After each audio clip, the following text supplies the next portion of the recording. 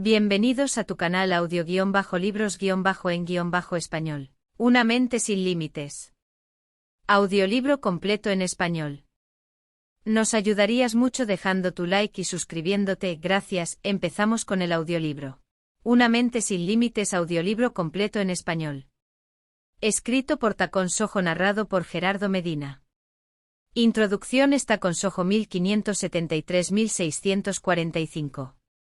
Fue un prelado de la secta Ringsa y del Zen muy recordado por su fuerza de carácter y agudo ingenio. Se desempeñó como jardinero, poeta, maestro de Tei. Autor prolífico, siendo una figura fundamental en la pintura y caligrafía Zen. Se dice que Takuan trató de infundir el espíritu del Zen en todos los aspectos de la vida que eran de su interés, encontrándose entre ellos la caligrafía, poesía, jardinería y las artes en general, incluyendo el de la espada. De los 3 ensayos considerados en esta traducción, 2 son cartas puro Chinyeroku, el misterioso registro de la sabiduría inamovible. Escrito hay aquí un menori, jefe de la escuela de esgrima Yakusin Kage y maestro de 2 generaciones de yogur. Necesita Yaki, anales de la espada. Está ya escrito en Munenouri, o posiblemente aún no está aquí. Jefe de la escuela esgrima Itoe, instructora oficial de la familia del shogun, así como de las personas cercanas a él en su conjunto. Los 3 libros se dirigen a la clase samurái y tienen la finalidad de unificar el espíritu del Zen con el de la espada. Individualmente y en términos generales se podría decir que el fútbol y Shin Yoro, que trata de la técnica de cómo el yo se relaciona con el ser durante la confrontación y de la forma en que un individuo puede convertirse en un todo unificado. Él está aquí, por otro lado, aborda los aspectos psicológicos de la relación entre yo y el otro. Y el tercer libro, Reiros, el claro sonido de las joyas, se centra en la naturaleza fundamental del ser humano, de cómo un espadachín, andamio o en realidad cualquier persona puede conocer la diferencia entre lo que es correcto y lo que es egoísmo puro, y comprende la cuestión básica de saber cuándo y cómo morir. Los 3 ensayos se dirigen al conocimiento individual de sí mismo, es decir, al arte de la vida. El misterioso registro de la sabiduría inamovible. 1. La flexión de permanecer en la ignorancia. Se dice que en la práctica del budismo hay 52 etapas, y de todas estas el espacio donde la mente se detiene en una sola cosa se llama el lugar de permanencia. Permanecer equivale a detenerse, y detenerse significa que la mente está suspendida por algún motivo que puede ser cualquiera. Para referirme a términos del arte marcial, al notar por primera vez la espada que se mueve con intenciones de golpearte, si piensas en el encuentro con ella tal y como está, tu mente se detendrá justo en esa posición, tus movimientos desaparecerán y serás cortado por tu oponente. Esto es lo que significa detenerse. Aunque veas la espada moviéndose peligrosamente hacia ti, si tu mente no está detenida por ella, si tienes el mismo ritmo de su avance, si no piensas en golpear a tu oponente y careces de razonamientos o prejuicios, si en el instante en que ves la espada balanceándose tu mente no está detenida en lo más mínimo y puedes moverte directamente para lograr arrebatarla, la espada que iba a cortarte será tuya, y por el contrario tú serás el primero en atacar a tu enemigo. En el C, esta acción se conoce como agarrar la lanza, y por el contrario atravesar al hombre que ha venido a atravesarte la lanza es un arma. La esencia de esto es que la espada que arrancas a tu adversario se convierte en el objeto que lo atraviesa. Esto es lo que tú en tu estilo llamas no espada. Sin importar que sea por el golpe de tu enemigo, tu propia estocada, el hombre, la espada, la posición o el ritmo, tu mente se desvía de cualquier manera, sus acciones flaquearán y serás cortado irremediablemente. Si te colocas ante tu rival, tu mente será tomada por él. No debes colocarla dentro de ti, encerrar los pensamientos en el cuerpo. Es algo que solo se hace al principio de la formación, cuando eres un principiante. La mente no puede ser atrapada por la espada si te concentras en el ritmo de la contienda. Puedes perderte en ella si colocas tu mente en tu propia espada. Permanecerá hasta allí, tus pensamientos se detienen en cualquiera de estos lugares, te convertirás en una cáscara vacía. Pueden aplicarse al budismo estas situaciones del arte marcial. En el budismo, esta detención de la mente Recibe el nombre de ilusión, se dice así la aflicción de permanecer en la ignorancia. 2. La sabiduría inamovible de todos los Budas. Aunque la sabiduría significa inmóvil, no quiere decir que sea una cosa insensible como la madera o la piedra. Se mueve al igual que la mente hacia adelante o hacia atrás, a la izquierda o a la derecha, en las 10 direcciones ya sea los 8 puntos, y la mente que no se detiene en absoluto se llama sabiduría. Inmóvil. Puro Mío empuña una espada en su mano derecha y sostiene una cuerda en la izquierda, muestra sus dientes y sus ojos brillan de ira. Su figura se mantiene firme, dispuesta a derrotar a los espíritus malignos que interfieren en la ley budista. Esto no se oculta en ningún territorio del mundo. Su forma pertenece a la de un protector del budismo, mientras que su encarnación es la de la sabiduría inamovible. Y así es como se muestra a los seres vivos. Percibido de esta manera, el hombre ordinario se asusta y no tiene intenciones de convertirse en un enemigo del budismo. Quien está cerca de la iluminación comprende que el miedo manifiesta una sabiduría inamovible y despeja cualquier ilusión. Para el individuo que puede hacer evidente su conocimiento y es capaz de practicar físicamente este arma mental, no dejará proliferar espíritus malignos. Es este el propósito de la misión del Pudo Meo. Se dice que lo que se llama fútbol mío es la mente inmóvil y el cuerpo no oscilante.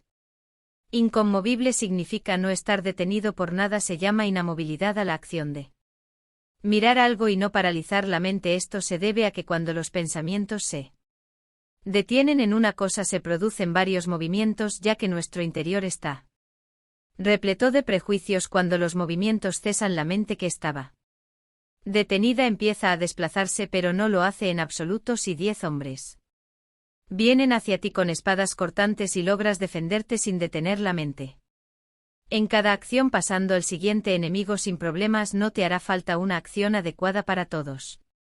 A pesar de que la mente actúe contra cada uno de los 10 hombres, si no se detiene ante ninguno y reacciona de forma consecutiva, será necesario poseer una acción adecuada.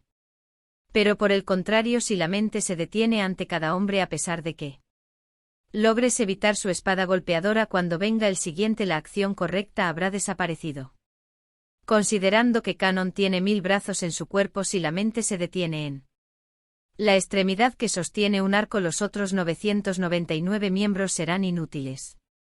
Esto es así debido a que la mente no se concentra en cada uno de los brazos útiles. En cuanto a Canon, para que tendría mis brazos unidos a un cuerpo, esta forma está hecha con la intención de señalar a los hombres que si su sabiduría inamovible se manifiesta, aunque un cuerpo tenga 1000 brazos cada uno, será de utilidad cuando se está frente a un árbol. Si se mira a una sola de sus hojas, no se verán todas las demás. Cuando el ojo no se fija en ninguna, se mire el árbol completo sin pensar en nada. Todas las hojas son visibles para la vista humana, pero si una sola hoja retiene nuestra concentración, será como si las demás no estuvieran allí. Quien ha comprendido esto podrá darse cuenta de que no es diferente del Canon con sus 1000 brazos y 1000 ojos. El hombre corriente se limita a creer que está bendecido por sus 1000 brazos y sus 1000 ojos.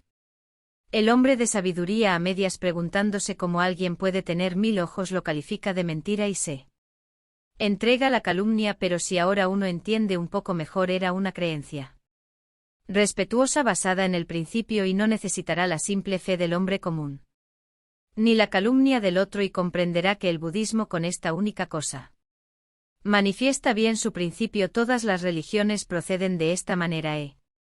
Visto que el sintoísmo es especialmente así, el hombre ordinario solo piensa en la superficie. El hombre que ataca al budismo es aún peor, y hay una gran variedad de religiones, pero esencialmente todas se dirigen hacia una misma conclusión. En todo caso, cuando uno practica la disciplina y pasa del territorio de los principiantes a la sabiduría inamovible, hace un retorno y vuelve a caer en el nivel del principio. El lugar de permanencia, hay una razón para ello.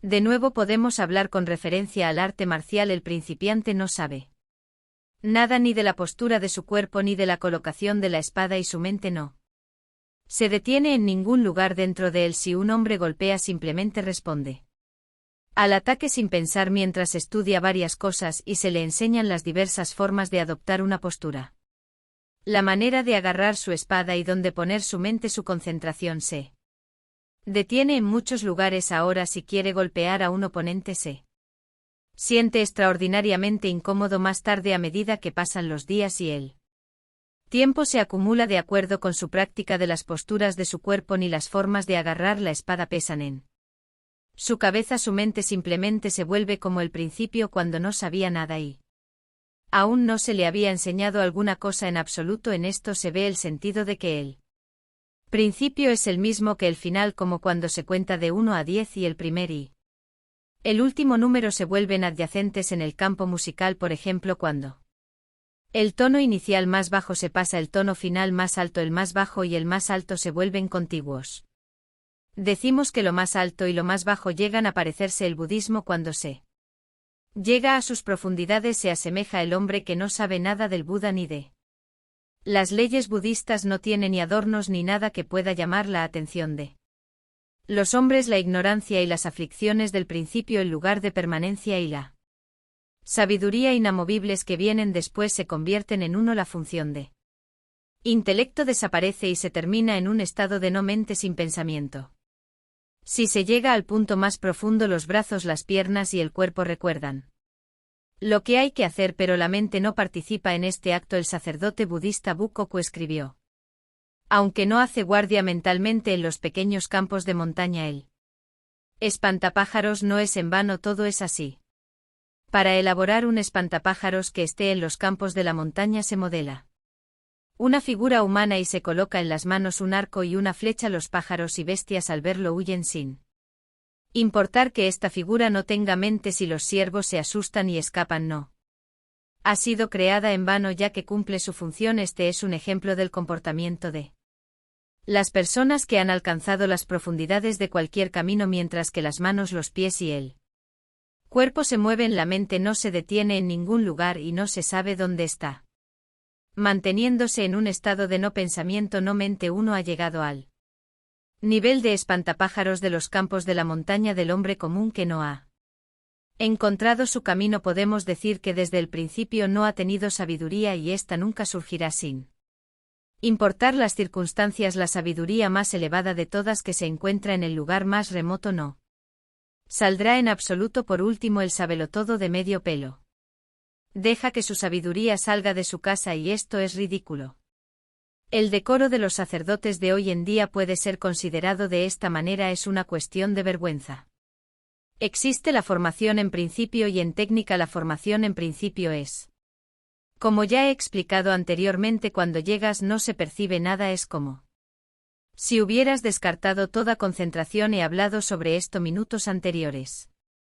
Si no entrenas en la técnica y solo te llenas de principios, tu cuerpo y tus manos no funcionarán. El entrenamiento en la técnica, si se aplica al arte marcial, es el entrenamiento que al practicarse una y otra vez hace que las 5 posturas del cuerpo se conviertan en una. Aunque conozcas los principios, debe ser perfectamente libre en el uso de la técnica. Así empuños bien la espada que llevas contigo. Si no tienes claro los aspectos más profundos de cada principio, es probable que fracases. La técnica y los principios son como las ruedas de un carro. 3. El intervalo en el que no entra ni un pelo. Existe algo así como un intervalo en el que no se puede meter ni un pelo. Podemos hablar de esto en términos del arte marcial. Intervalo es cuando dos cosas se encuentran una encima de la otra y no se puede deslizar ni un pelo entre ellas. Cuando se aplaude y al mismo tiempo se suelta el grito, el espacio entre ambas acciones no permite que ingrese un pelo. No se trata de aplaudir, pensar en gritar y luego hacerlo, lo que daría lugar a un intervalo entre ambos. Se aplaude y justo en ese instante se suelta un sonido. Del mismo modo, si la mente se detiene entre la espada con la que un hombre va a golpearte, habrá un intervalo y tu propia acción se perderá. Pero si en el espacio que hay entre la espada que usa tu oponente y tu propia acción eres incapaz de introducir la amplitud de un cabello, el arma de tu oponente deberá convertirse en la tuya. Lo mismo ocurre en las discusiones. En el budismo aborrecemos esta pausa y que la mente se quede con una cosa u otra. A esto le llamamos aflicción por la detención. Es como una pelota que navega sobre una corriente veloz. Respetamos la Mente que fluye así sin detenerse a un instante en ningún lugar. 4. La acción de la chispa y la piedra. Existe la acción de la chispa y la piedra, esto equivale a lo tratado. Anteriormente apenas se golpea la piedra aparece la luz como la llama aparece justo cuando golpeas la piedra no hay un intersticio, esto significa la ausencia del intervalo que detiene a la mente. Sería un error darle a este movimiento el significado de rapidez. En realidad resalte el hecho de que la mente no debe ser detenida por las cosas. Se dice incluso la velocidad no debe ser capaz de paralizar la mente.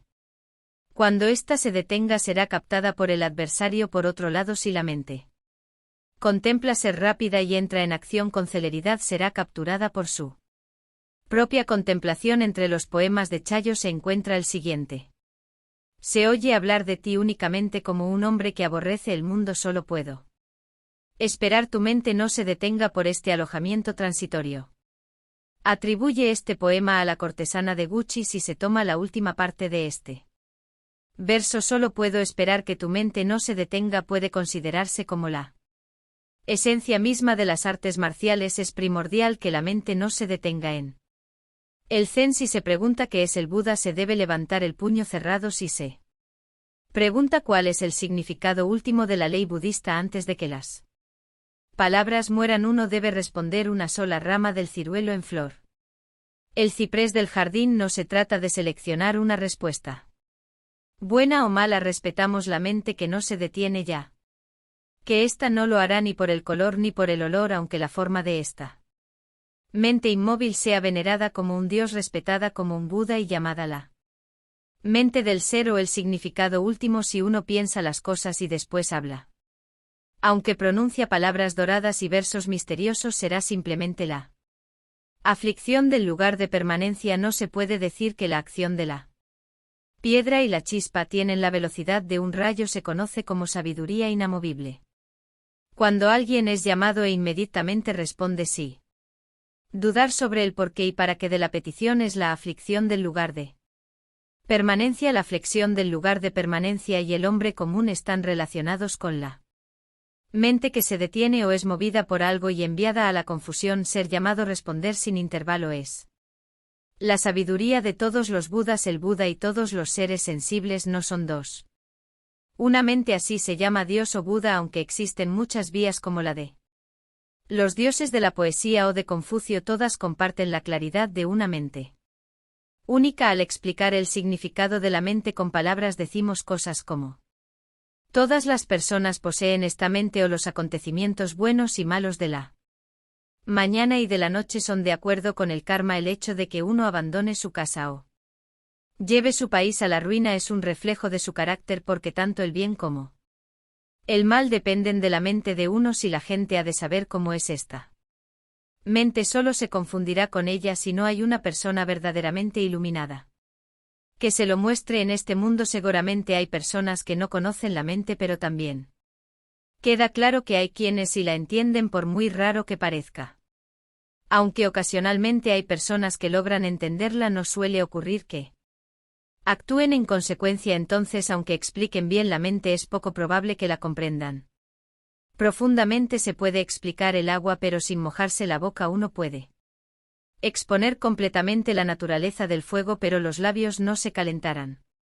Sin tocar el agua a fuego real uno no sabrá estas cosas, ni siquiera la explicación de un audiolibro. Para que se entienda la comida puede definirse de forma concisa, pero eso no aliviará el hambre. No es probable que una persona logre entender la explicación de otra. En este mundo hay budistas y confucionistas que explican la mente, pero sus acciones no se parecen a sus explicaciones. El entendimiento de estas personas no está verdaderamente iluminado y si sus mentes no pasan por esto no tendrán ninguna comprensión. Muchos de los que estudian no entienden la mente, pero no es una cuestión de números. No hay ninguno con un buen estado de ánimo. Debemos entender que la iluminación de la mente depende de la profundidad de sus esfuerzos.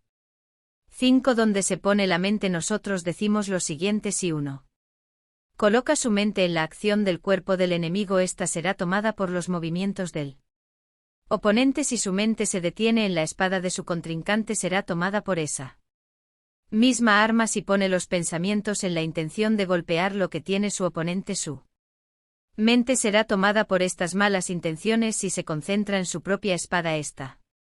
Será la que atrape a su mente si se preocupe en sus intenciones de no ser golpeado. Su mente será detenida por estos pensamientos si se coloca en la postura del otro. Su mente se detendrá allí. Todo esto significa que no hay un lugar para poner la mente. Cierta persona dijo: no importa dónde ponga mis pensamientos, mis intenciones se mantienen en el lugar donde dirija mi concentración y me pierdo ante mi oponente. Por eso coloco mi mente justo debajo de mi ombligo y no la dejo vagar. Por eso mismo soy capaz de cambiar según las acciones de mi enemigo. Esto es razonable, pero desde el punto de vista más elevado del budismo, poner la mente justo debajo del ombligo y no permitirle vagar pertenece a un nivel bajo de comprensión, no a uno alto. Está en el nivel de la disciplina y del entrenamiento, está en el nivel de la seriedad. Venció decía: busca la mente perdida. Tampoco es el nivel más alto, tiene el sentido de la seriedad en cuanto a la mente perdida. He escrito sobre esto anteriormente. Si consideras poner tu mente debajo de tu ombligo y no dejarla vagar, será tomada por la mente que piensa en este plan. No tendrás capacidad de avanzar y tampoco usarás de libertad. Esto nos lleva a la siguiente pregunta: si poner mi mente debajo del ombligo no sirve de nada, ya que me deja incapacitado y sin libertad, ¿en qué parte de mi cuerpo entonces debo poner mi mente? La respuesta es la siguiente: si la pones en tu mano derecha, será tomada por esta extremidad y tu cuerpo perderá la función de la mente. Si se coloca en él ojo, será tomada por él y no tendrá tu capacidad mental. Si la mente está en tu pie derecho, este se lo dañará y no poseerá la función de la mente. No importa dónde ubique es tu pensamiento, si lo pones en un solo sitio, el resto del cuerpo carecerá de su función. Si esto es así, quedaría esta pregunta: ¿dónde debe poner uno su mente? La respuesta es: si no lo pones en ningún sitio, irá a todas las partes de tu cuerpo y se dispersará por toda su extensión. Así, cuando entra en tu mano, realizará la función de la mano, y cuando entre en tu pie realizará la función del pie, y cuando entra en tu ojo realizará la función del ojo. Si uno se decide por un lugar y establece la mente allí, será tomada por el sitio elegido y perderá su función. Si piensas, será atrapado por tus pensamientos. Como esto sucede así, es recomendable dejar a un lado los pensamientos y la discriminación, apartar la mente de todo el cuerpo, no detenerla aquí y allá, y cuando finalmente visite estos lugares realizará la función y actuará sin error. Fijar la mente en un solo lugar se conoce como caer en la unilateralidad. La unilateralidad es la predisposición a un sitio. La corrección consiste en moverse a cualquier parte. La mente correcta se muestra extendiéndola por todo el cuerpo, no está limitada en un solo lugar. Cuando la mente prefiere un lugar y evita otro, se denomina mente unilateral. La unilateralidad es despreciable, estar detenido por cualquier cosa sin importar lo que sea, caer en la unilateralidad y ser despreciado por los que viajan en él camino. Si una persona no tiene el siguiente pensamiento: ¿en dónde debo poner la mente?, entonces ésta se propagará por todo el cuerpo, desplazándose a cualquier lugar. Al no concentrarse en ningún sitio, no se puede utilizar la mente, dejando que vaya por doquier respondiendo a los movimientos del adversario. Si los pensamientos se trasladan por todo el cuerpo cuando se necesita utilizar la mano, uno debe usar la mente que está allí. Cuando el pie sea requerido, se debe utilizar la mente que está en ese lugar, pero si determinas una sola área en donde ponerla, cuando intentes sacarla, se quedará allí careciendo de una función. Si mantienes la mente como un gato amarrado sin permitirle moverse, limitándola en tu interior, ahí se quedará detenida, abandonándola dentro de tu cuerpo. No irá a ninguna parte. La disciplina es el esfuerzo por no detener la mente en un solo lugar. Esta acción es el objeto y la esencia. Si se pone en ningún lado, estará en todos, incluso al mover la mente fuera del cuerpo. Si se envía en una sola dirección, faltará en otras 9. Si la mente no se limita a un solo sitio, estará en 10 direcciones. La mente correcta y la mente confusa. La mente correcta es aquella que no permanece en un solo lugar, es la que se extiende por todo el cuerpo, y el ser la mente confusa, por otro lado, es la que se Congestione en un solo lugar al pensar en algo cuando la mente correcta se detiene y asiente en un sitio se convierte en la mente confusa cuando la mente correcta se pierde, sus funciones desaparecen. Por esta razón es importante que no se desvíe al permanecer en un lugar. La mente correcta es como el agua por su lado. La mente confusa se asemeja al hielo incapaz de levantarse las manos o la cabeza con él. Cuando el hielo se derrite se convierte en agua y fluye por todas partes y puede lavar las manos, los pies o cualquier otra cosa. Si la mente se congela en una zona y se queda con una sola cosa, sería como el agua congelada sin poderse utilizar libremente, un hielo sin facultades para lavar el cuerpo. Cuando la mente se funde y se utiliza como el agua extendiéndose sin restricciones, puede ser enviada a donde uno quiera. Esta es la mente correcta. 7. La mente de la mente existente y la mente de la mente simplemente existente es la misma que la mente confusa y se conoce como la mente que existe. Piensa en una dirección y no considera el sujeto. Cuando hay objeto de pensamiento en su interior surgen la discriminación y los pensamientos, por eso es conocida como la mente existente. La mente es lo mismo que la mente correcta, no se congela ni se fija en un solo lugar, no discrimina ni piensa en exceso, sino que vaga por todo el cuerpo y se extiende por todo el ser. La no mente está ubicada en un sitio en particular, sin embargo es como la madera o la piedra, se llama no mente cuando no hay un lugar para detenerse. Cuando se paraliza es porque hay algo en la mente.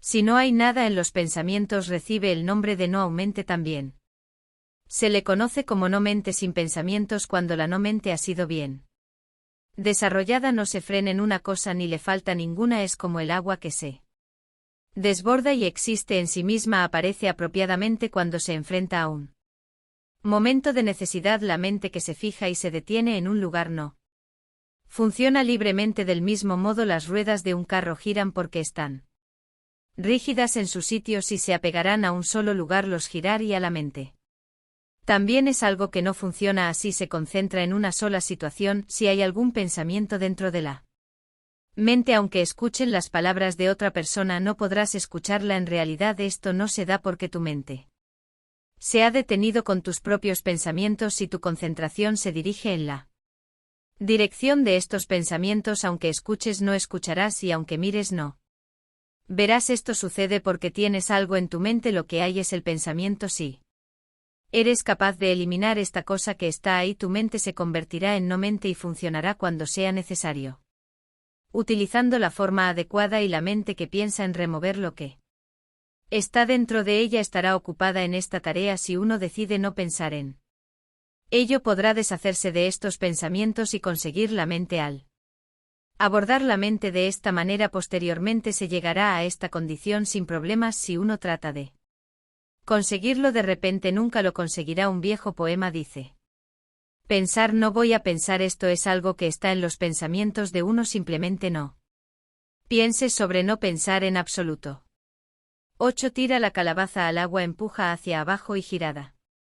Empujar una calabaza hacia abajo significa hacerlo con la mano. Cuando se arroja una calabaza al agua y se presiona hacia el fondo, repentinamente saltará hacia un costado sin importarla situación. Es una cosa que no se detendrá en un lugar. La mente del hombre que ha llegado no se detiene en una cosa ni siquiera por un momento. Es como empujar la calabaza en el agua. 9. Engendrar la mente sin lugar a dudas. En nuestra forma de escribir en chino-japonés se pronuncia o mucho yo, dijo Gasling. Independientemente de lo que una persona haga, cuando engendra una mente que piensa en hacer algo, ésta se detendrá en ese objeto. Por lo tanto, uno debe concebir la mente sin un lugar en donde pueda fijarse. Si la mente no es engendrada, la mano no avanzará. Aquellos que cuando se mueven generan la mente que ordinariamente se detiene en ese movimiento, pero no lo hacen en absoluto en el curso de la acción, son llamados los hombres consumados de todos los caminos. La mente limitada surge de una mente detenida. Lo mismo ocurre con el ciclo de transmisión. Esta paralización se convierte en los lazos de la vida y la muerte. Uno observa las flores del cerezo o las hojas de otoño, y mientras se engendra la mente que las mira, es esencial no detenerse en ellas. El poema de Jane dice: la flor que entregaría su fragancia ante Mi puerta de matorral lo hace a pesar de todo, yo sin embargo me siento y miro que tristeza este mundo. Esto significa que la flor desprende su fragancia con la no mente mientras yo la contemplo sin que mis pensamientos se alejen demasiado. Que lamentable que la mente me haya atravesado tanto, se convierte en un principio secreto no detener la mente en un lugar mientras se escucha y se observa. La palabra seriedad se desarrolla con el dicho un objetivo sin distracciones. La mente se establece en un lugar y no aparece en otros más adelante. Incluso si se desvíen a la espada para golpear, se considera esencial no permitir que la mente se mueve en dirección del golpe, especialmente en tales asuntos como recibir órdenes de tu señor. Uno debe cumplir la palabra seriedad conservándola en la mente. En el budismo también tenemos la mentalidad de la seriedad. Cuando la llamada campana de la reverencia suena 3 veces, juntamos las manos y hacemos una reverencia a esta actitud de respeto en la que se entona primero el nombre de Buda. Es sinónimo de tener un objetivo sin distracciones o una mente sin confusión. En el budismo la mentalidad de la seriedad no es el nivel más profundo. Sujetar la mente e impedir que se confunda es la disciplina del novato que está empezando a aprender. Esta práctica, cuando se aplica durante mucho tiempo, permite avanzar hacia el nivel de la libertad en el que uno puede dejar que la mente vaya en cualquier dirección. El nivel mencionado anteriormente de engendrar la mente sin lugar para morar es el más alto de todos. La palabra seriedad indica que la mente debe mantenerse bajo control y no enviarla a alguna parte, ya que al hacerlo ésta se confundiría. En este nivel hay un endurecimiento de la mente y no se permite ni un ápice de negligencia. Podemos compararlo como si un gorrión bebé fuera atrapado por un gato. Para evitar que se repita siempre se amarra una cuerda alrededor del felino y no se le permite escapar. Si mi mente es tratada como un gato atado, no será libre y probablemente no podrá funcionar como corresponde. Si el animal está bien entrenado, se desata la cuerda y podrá ir a donde quiera. Entonces, aunque los dos estén juntos, el gato no agarrará al gorrión y actuar de esta forma corresponde el significado de la frase engendrar la mente sin lugar para que habite. Liberar mi mente, ignorarla como el gato, aunque vaya donde plazca, será usarla mente sin que se detenga en algún sitio. Si ponemos esto en términos del arte marcial, la mente no se detiene por la mano que blande la espada completamente ajeno al movimiento amenazante. Uno golpea y corta a su adversario, no fija su mente en el otro. El oponente es el vacío, yo soy el vacío, la extremidad que sostiene la espada. El arma misma es el vacío. Comprende esto, pero no dejes que tu mente sea tomada por el vacío. Cuando el sacerdote Zendekomakure Muga-ku fue capturado durante los disturbios en China y estuvo a punto de ser abatido. Cito Gata: con la velocidad de un relámpago corta la brisa de primavera y el soldado tiró su espada. Yuyo Muga-ku quería decir que al blandirla espada en el tiempo extremadamente breve que tarda para que el rayo caiga, no hay mente ni pensamiento para el arma que ataca, no hay mente para el que va a ser golpeado tampoco. El atacante es el vacío, su espada también lo es. Yo que estoy a punto de ser golpeado soy el vacío. Si esto es así, el individuo que golpea no es un hombre en absoluto. La espada que golpea no es una espada y para mí la persona que está a punto de ser cortada en un relámpago fulgurante se asemejará a atravesar la brisa que sopla en el cielo de primavera. Es la mente la que no se detiene en absoluto y no es probable que la espada reaccione al cortar a través del viento. Olvídate completamente de la mente y harás todas las cosas bien. Cuando bailas, la mano sostiene el abanico y el pie mantiene el ritmo. Al no olvidarte de todo y seguir concentrado en actuar bien con las manos y los pies y en bailar con precisión, no puede decirse que seas hábil cuando la mente se detiene en las manos y los pies. Ninguno de tus actos será singular si no descartas completamente la mente. Todo lo que hagas lo harás mal. 10. Buscar la mente perdida. Este título es un dicho de mención. Significa que uno debe buscar la mente perdida y devolverla a su lugar adecuado. Si un perro, un gato o un gallo se escapan con un destino incierto, uno lo busca y lo trae de vuelta. Del mismo modo, cuando la mente dueña del cuerpo se va por un camino perverso porque no la buscamos y la devolvemos a nosotros, esto Es lo más razonable, pero también hay un dicho de Saucanes que dice es esencial. Perder la mente. La idea en general es que cuando la mente está atada se cansa.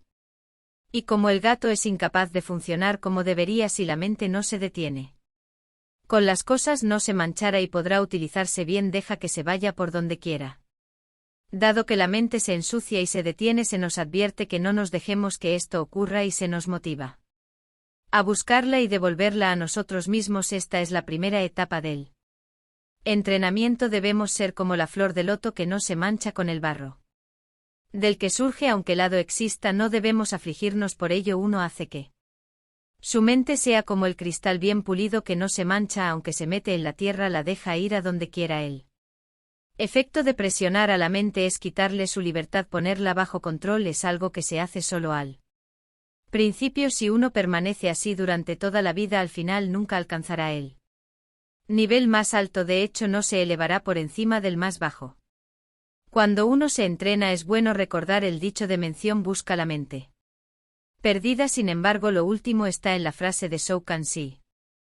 Es esencial perder la mente. Entre los dichos del sacerdote Chunfeng se encontraba el siguiente: tener una mente que se ha dejado ir. El significado de estas palabras es exactamente el mismo que el de Shao Kanse, quien dice que debemos desprendernos de nuestros pensamientos. De esta forma no está advirtiendo de que no debamos buscar la mente perdida ni atarla en un lugar sin fin. También dijo: no hagas ninguna provisión para la retirada. Esto significa tener una mente que no se altere, es decir, que un hombre debe tener en cuenta que aunque avance bien una o dos veces, no debe retroceder cuando esté cansado o en circunstancias inusuales. 11. Lanza una pelota a una corriente rápida y nunca se detendrá. Hay un refrán que dice: lanza cualquier pelota a una corriente rápida y nunca se detendrá. Esto significa que se arroja una pelota.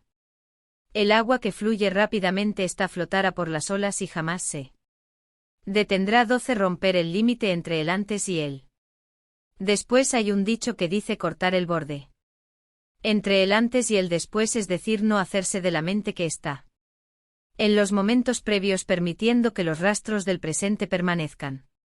Ambos son malos. Uno debe cortar el intervalo entre el anterior y el presente. Su significado está en cortar el borde entre el antes y el después. Entre el ahora y el entonces no hay que detener la mente. 13. El agua abraza el cielo, el fuego limpia las nubes. Hoy no quemes los campos de Musashi. No tanto el cónyuge como yo nos ocultamos en las hierbas de la primavera. Alguien expresado el significado de este poema de esta manera: mientras las nubes blancas se juntan, las glorias de la mañana ya se desvanecen. Hay algo que he pensado personalmente sobre lo cual deseo aconsejar, y aunque sé que es solo mi cuestionable y humilde opinión, siento que es el momento adecuado y por ello escribiré lo que percibo. Como eres un maestro en las artes marciales sin igual en el pasado o presente, eres más destacado en rango, salario y reputación. Despierto o dormido, no debes olvidar nunca esta gran bendición, y para devolver este favor, así sea de día o de noche, solo tenga en mente cumplir con tu lealtad. La lealtad consiste en primer lugar en hacer que tu mente sea correcta, en disciplinar tu cuerpo, no dividir tus pensamientos respecto a tu Señor ni siquiera por un pelo, y no tener resentimientos ni culpar a los demás. No descuides tu trabajo diario en casa, sé fraternal, no dejes que ocurra nada incidente entre marido y mujer, sé correcto en la formalidad, no aprecias a las amantes. Aléjate del camino de la sensualidad, austero como un padre, y actúa de acuerdo con la vía al emplear a los subordinados. No hagas distinciones motivado por sentimientos personales, emplea a los hombres que son buenos y uno de los a ti. Reflexiona tus propias deficiencias, dirige correctamente el gobierno de tu provincia y aleja a los que no tienen bondad. De este modo los hombres valerosos avanzarán cada día y los que no lo son se verán naturalmente influenciados cuando vean que su Señor ama el bien. Y así dejarán el mal y se volverán ellos mismos hacia la virtud. De esta manera, tanto el Señor como el criado, el superior y el inferior, serán hombres buenos, y cuando el deseo personal se diluye y se abandone el orgullo, la riqueza de la provincia abundará, el pueblo estará bien gobernado, los hijos Se mantendrán en comunión con sus padres y superiores y subalternos trabajarán juntos como manos y pies. La provincia se volverá pacífica por sí misma. Este es el principio de la lealtad. Un soldado absolutamente decidido sería tu predilección en cualquier situación que se presente, incluso si tuvieras el mando de cientos de miles de hombres. Cuando toda la mente del canon de los 1000 brazos es correcta, cada una de las extremidades será de utilidad del mismo modo. Si la mente de tu arte marcial es correcta, la función mental será libre. Incluso 1000 enemigos estarían a merced de tu única espada. ¿No es esto una gran lealtad? Otras personas no pueden distinguir si la mente es correcta o no cuando surge cualquier pensamiento. Tanto el bien como el mal están presentes si uno piensa en el fundamento del bien y del mal y hace el bien y se abstiene del mal. Su mente se volverá correcta por sí misma. Saber lo que es dañino pero no abstenerse de ello es una enfermedad de los propios deseos, ya sea por amor a la sensualidad o a la autocomplacencia. Se trata de que la mente desee algo, entonces incluso tratándose de un hombre bondadoso, sus buenas acciones no serían de utilidad si no suspende sus inclinaciones. Complacerse una vez con un hombre ignorante, aficionarse a él y darle una cita mientras no se utiliza el hombre bueno que hay, es lo mismo que no tener ningún hombre bueno. Aunque no empleara miles de hombres, es improbable que hubiera uno que se mantuviera a la altura de su señor en un momento de emergencia. En cuanto a los jóvenes ignorantes y malvados que una vez fueron tan atractivos al no ser sus corazones correctos desde el principio, en ningún caso serían capaces de pensar en sacrificarse al enfrentar una situación real. No he oído ni una sola vez, ni siquiera en el pasado, de hombres con mentes incorrectas que se mantuvieran en buena posición ante sus señores. La apariencia de que tal cosa puede suceder cuando su señoría elige aprendices es verdaderamente una amarga vergüenza. Esto es algo que nadie conoce a partir de alguna inclinación fuera de lo común, pero uno puede ser arrastrado por los malos hábitos y caer en la maldad aunque pienses que nadie conoce estas faltas. El ya que no hay nada tan claro como lo que se ve con poca claridad. Si son reconocidas en tu propia mente, lo serán por el cielo, tierra, los dioses y el pueblo. Si tal es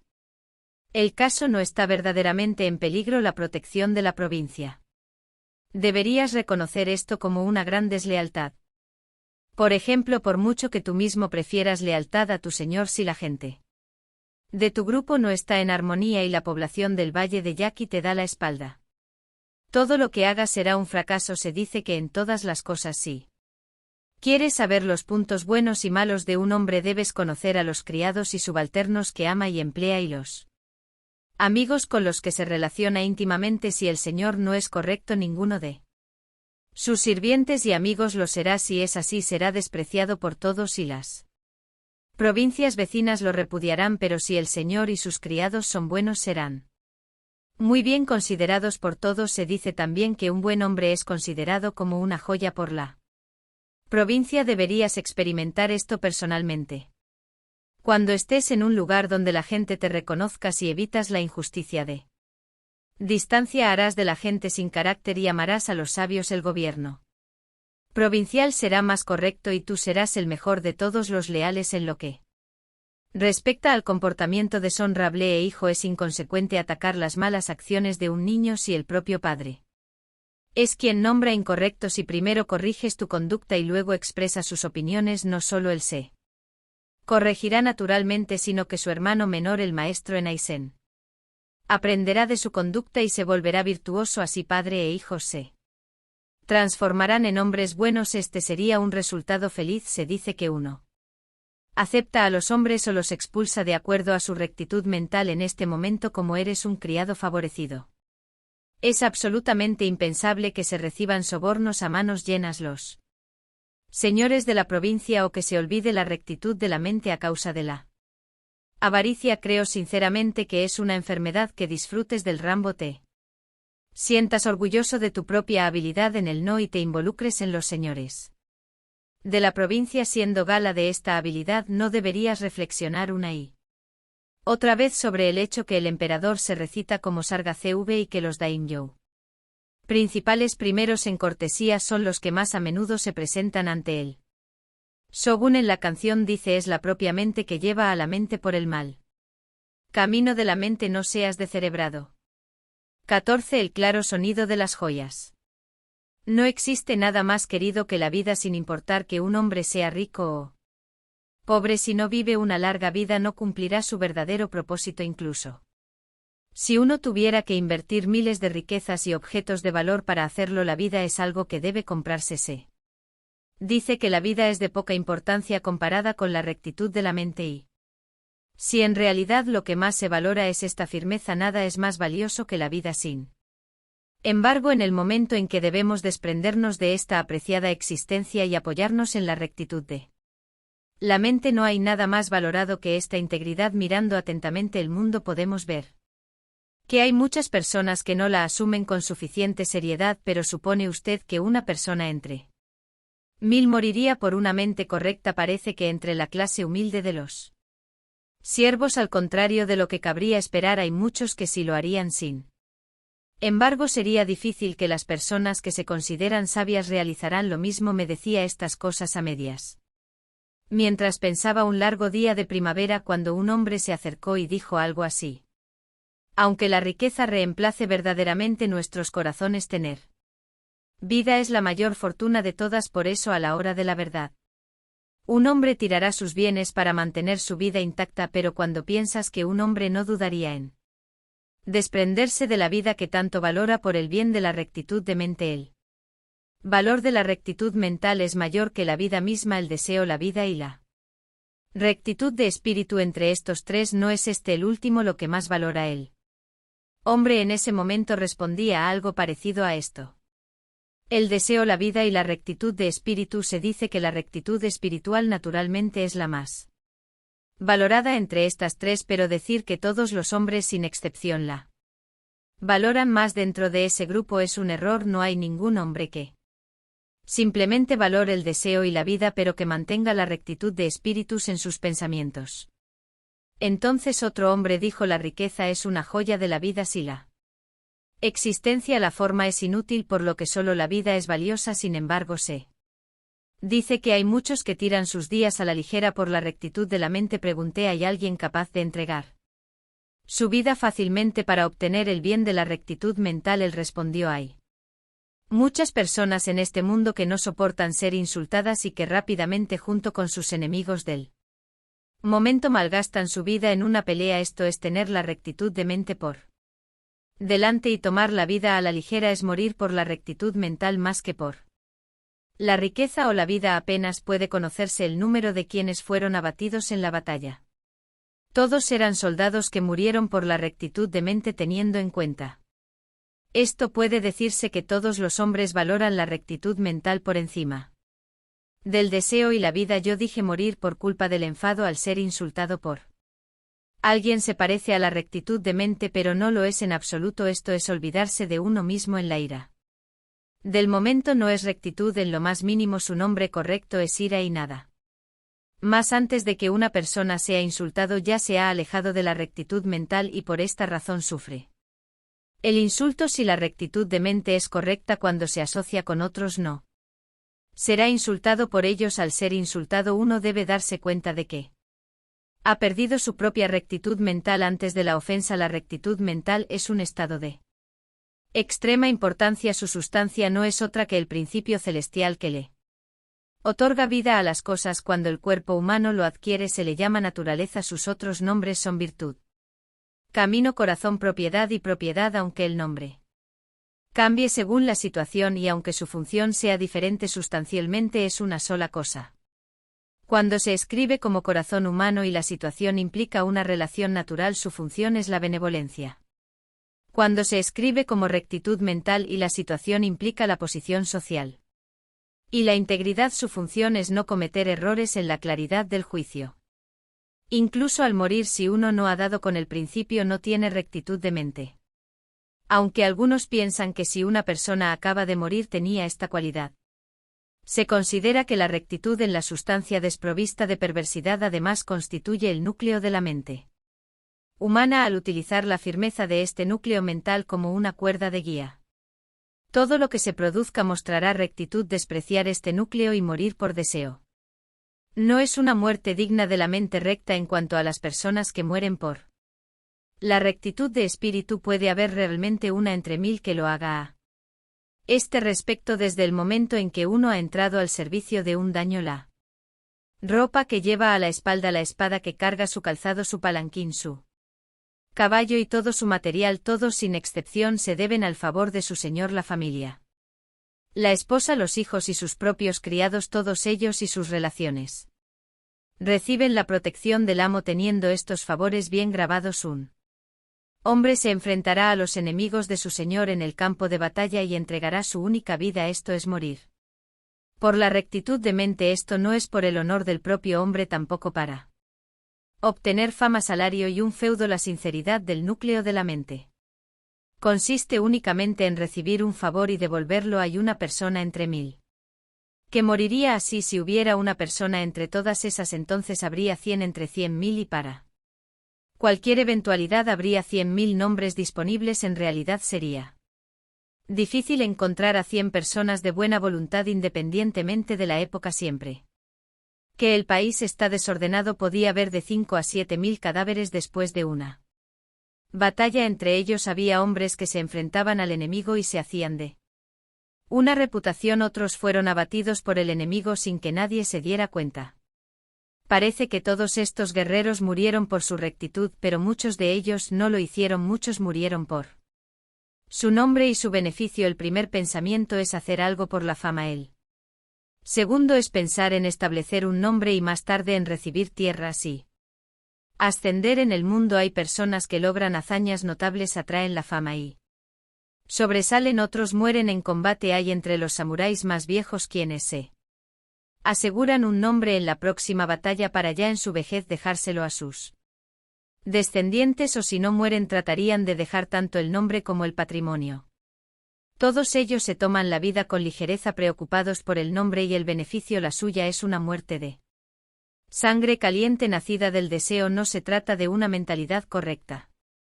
Aquellos que reciben una palabra amable de su Señor y dedican su vida a Él también mueren con rectitud, pero no hay nadie que valore la rectitud de mente, aunque sea lo que más se debería valorar. Así que aquellos que arrojan su vida por el deseo y que valoran su existencia exponiéndose a la vergüenza permanecen a los que toman la rectitud a la ligereza, sin importar que vivan o mueran. Chan Ying y Chuchi murieron juntos por la rectitud de mente. Hoy y Susi eran hombres que pensaban profundamente en la firmeza mental y lamentaban que un sirviente matara a su propio rey. Al final fallecieron de hambre al pie del monte Songhang.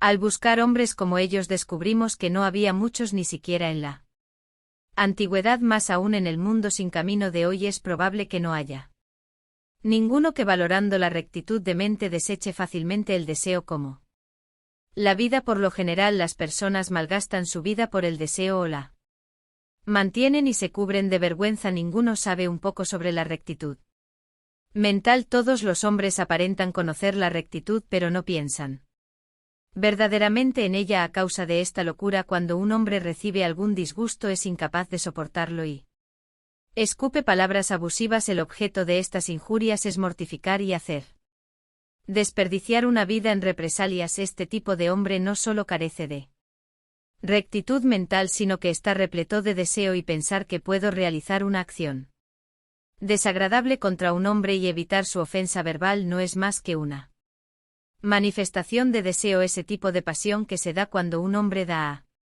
alguien una piedra y si la persona le da oro a cambio se convierte en su amigo. Pero si el otro le da una piedra a cambio le corta la cabeza. Cuando un hombre alaba a otro en términos elogiosos es probable que esas palabras les sean devueltas también, pero cuando calumnia y recibe ofensas de vuelta decide cortarle la cabeza muriendo él mismo en ese acto. Esto es deseo, es lo contrario a la rectitud de mente y el colmo de la estupidez. Todos los samuráis tienen amos a quien servir y desperdiciar esa vida que debería entregarse por el propio señor.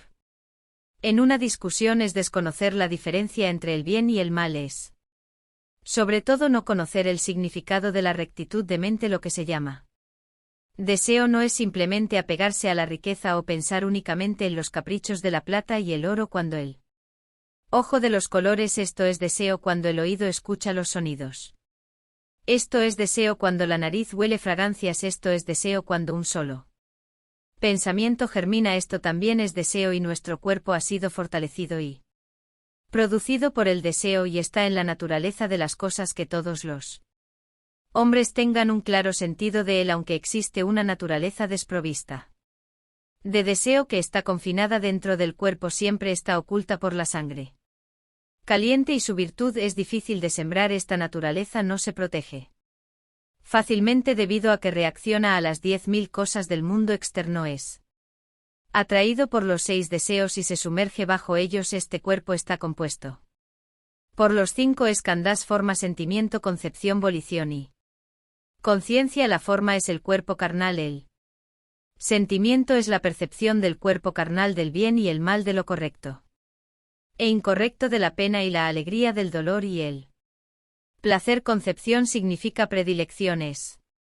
Odiar el mal, desear el bien, oír de la pena, esperar la alegría, evitar el dolor y desear el placer. La abolición significa operar el cuerpo sobre la base de la sensación y la percepción. Esto implica odiar el dolor y así obtener placer, u odiar el mal y así realizar cosas buenas para uno mismo. La conciencia discrimina el bien y el mal, lo correcto y lo incorrecto, el dolor y el placer, la alegría y tristeza del sentimiento, la concepción y volición anteriores. A través de la conciencia se sabe que el mal es pernicioso, que el bien es bueno, que el dolor es y que el placer es placer, porque la consciencia discrimina y forma perjuicios, aborrece lo feo y se adhiere a la belleza, y según sus conexiones el cuerpo se mueve. Debido a que el cuerpo carnal existe, está el escándalo de la sensación. Al existir el escándalo de los sentimientos, existe la escanda de la concepción.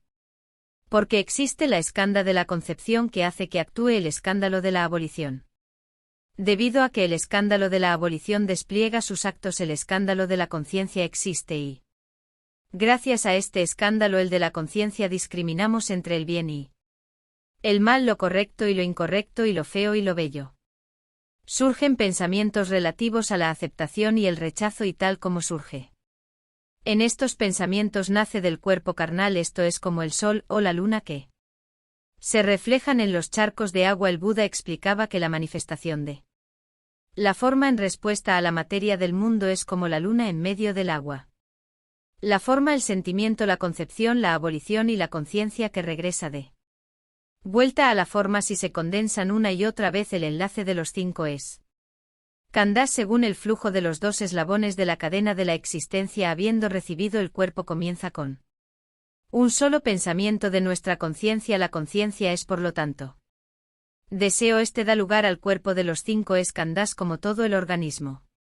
Es algo endurecido por el deseo. Cuando se arranca un solo pelo de la cabeza, surgirán pensamientos de deseo si te tocan con la punta de un dedo. Pasará lo mismo incluso cuando te toca en la punta de una uña del pie. Surgen pensamientos de deseo. Todo el cuerpo está endurecido por él. En este cuerpo condensado por el deseo se oculta el núcleo de la mente recto y sin distracciones. Esta mente no está en el cuerpo de los 5 skandhas, no tiene color ni forma. Y no es deseo, es inquebrantablemente correcta. Absolutamente recta, pero se usa esta mente como línea de guía. Cualquier cosa que se haga será recta. Este objeto firme es la sustancia de la rectitud mental. La rectitud mental es el nombre que se añade temporalmente cuando ésta se manifiesta en el exterior. También se le llama corazón humano. La benevolencia es su función cuando indicamos su esencia. Decimos corazón humano. La benevolencia es una designación que le damos. Realmente corazón humano, rectitud, propiedad, sabiduría, las sustancias de la misma. Pero los nombres son diferentes. Estas cosas deben entenderse como el núcleo de la mente. Por eso se dice que la vía de confusión es la de la sinceridad y la simpatía. La sinceridad es lo mismo que el núcleo de la mente. La simpatía es igual a la mente semejante o la unidad. Si se logran el núcleo de la mente y la simpatía, ni uno de cada 10.000 asuntos podrá salir mal, aunque se digan todas estas cosas. Si un hombre no está iluminado, la explicación podrá durar durante 100 días y él escuchará durante todo este tiempo sin tener probabilidades de obtener la vía al hablar así seguramente. Habrá quienes niegan lo que decimos. Lo mejor sería observar los pensamientos y acciones más íntimos de las personas que dan conferencias y escuchan los clásicos de Confusión. Lo mismo ocurre con los que enseñan y escuchan las escrituras budistas. Esto no es solo una crítica al confucianismo. Una persona puede ser tan elocuente como un arroyo, pero si su mente no ha sido iluminada y si no ha visto su verdadera naturaleza, no será alguien en quien se pueda confiar. Deberíamos ser capaces de distinguir esto rápidamente por el comportamiento de una persona. Cierta vez alguien expresó sus dudas diciendo: si incluso los actos de ver y oír son deseos, si incluso la elevación de un solo pensamiento es deseo, ¿cómo podremos alcanzar la rectitud de espíritu? La concentración de un solo pensamiento es como una roca o un árbol. Siendo así, uno no es capaz de actuar con rectitud de mente por el bien de su maestro. Si uno no actúa con un fuerte sentido de la voluntad, será difícil lograrlo. Conteste: esta es una duda justificada. Sin pensamientos en la mente uno no correrá ni a la derecha ni a la izquierda, no subirá ni bajará, sino que irá únicamente en línea recta. Cuando un solo pensamiento apenas surge, uno se dirige a la derecha o a la izquierda, subirá o bajará y finalmente llegará al lugar deseado. Por eso se llama deseo.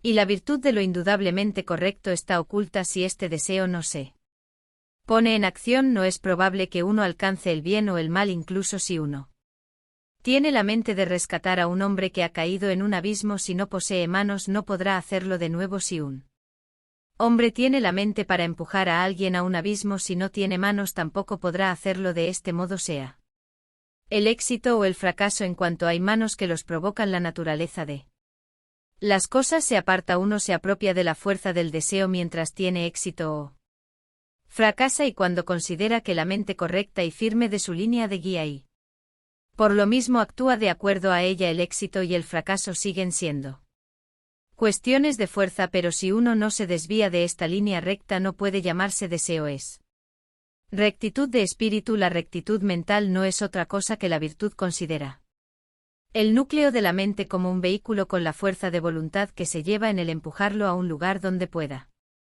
haber fracaso y fracasar, a empujar hacia donde pueda haber éxito y tendrá éxito.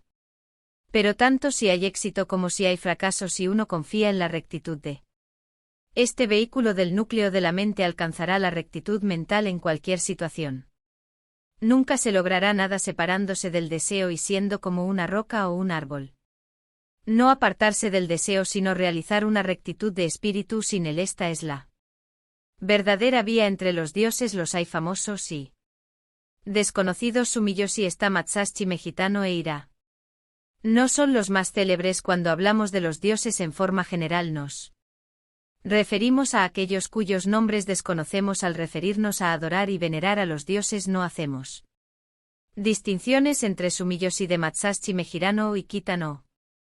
Exaltamos y reverenciamos a los dioses sin importar quiénes sean. Cuando se venera el dios de Kitano, se deja de lado al dios de Irán, o si se venera el dios de Ira, no se deja al lado. Aquí está: no al limitar un dios a un lugar, los demás dioses no se valoran. Se venderá exclusivamente a esta deidad, descartándose a los demás. Cuando hablamos de los dioses, no los limitamos a uno en un solo lugar. Esto no sería establecer la vía de los dioses. Esta se establece cuando adoramos a todos sin importar dónde estemos o a qué Dios nos enfrentemos. Debemos hablar de esto en relación con la vía del Señor y del retenedor. Señor significa emperador y criado hace referencia a sus súbditos. Señor y criado no son palabras que se utilicen para personas de rango inferior a estos, pero por el momento las emplearemos de esta manera. Entre los señores hay quienes son famosos y otros cuyos nombres son desconocidos. Entre los criados también es probable que haya algunos muy reconocidos y otros que no lo sean. Al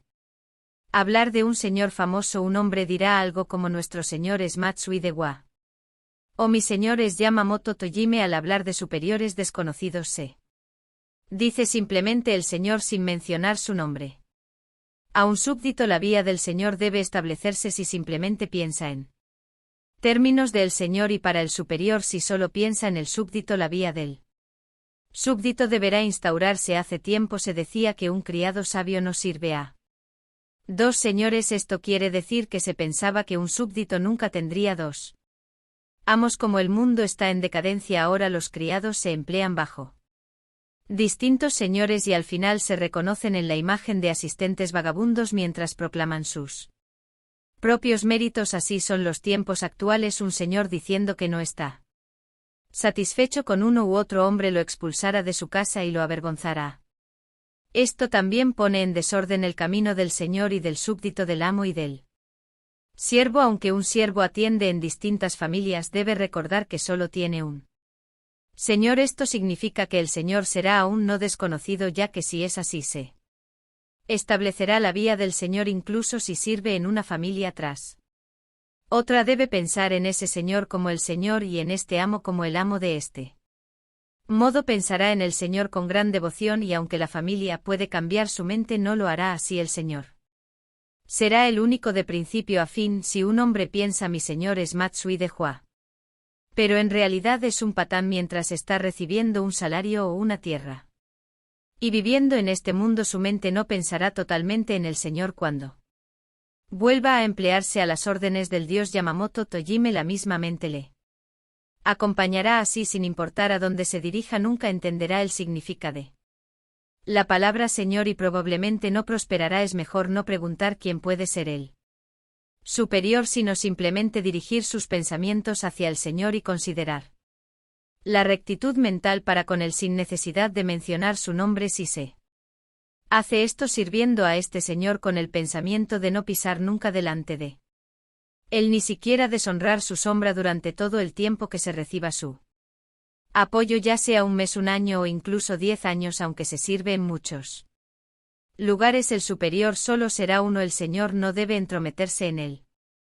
camino del súbdito. Así se produzca un cambio de sirvientes, el amor y la simpatía deben habitar en lo más profundo de su corazón. No se debe permitir hacer distinciones entre los recién llegados y los veteranos y debe actuar con todos utilizando una gran caridad. De este modo los sirvientes no tendrán nombre y el señor tampoco tendrá uno, y se establecerá la vía del señor y del súbdito, del maestro y del siervo. No debe haber distinciones entre el nuevo criado que acaba de empezar a trabajar y los veteranos que llevan 10 o 20 años de servicio. Todos los hombres deben ser tratados con amor y simpatía y cada uno debe ser considerado como mi servidor. Es probable que el salario y la tierra se distingan considerablemente, pero no debe haber diferencias al interior de la mente del corazón humano y el amor. Incluso si un criado acaba de empezar su empleo, el significado de pensar señor no será el del señor de hoy. No es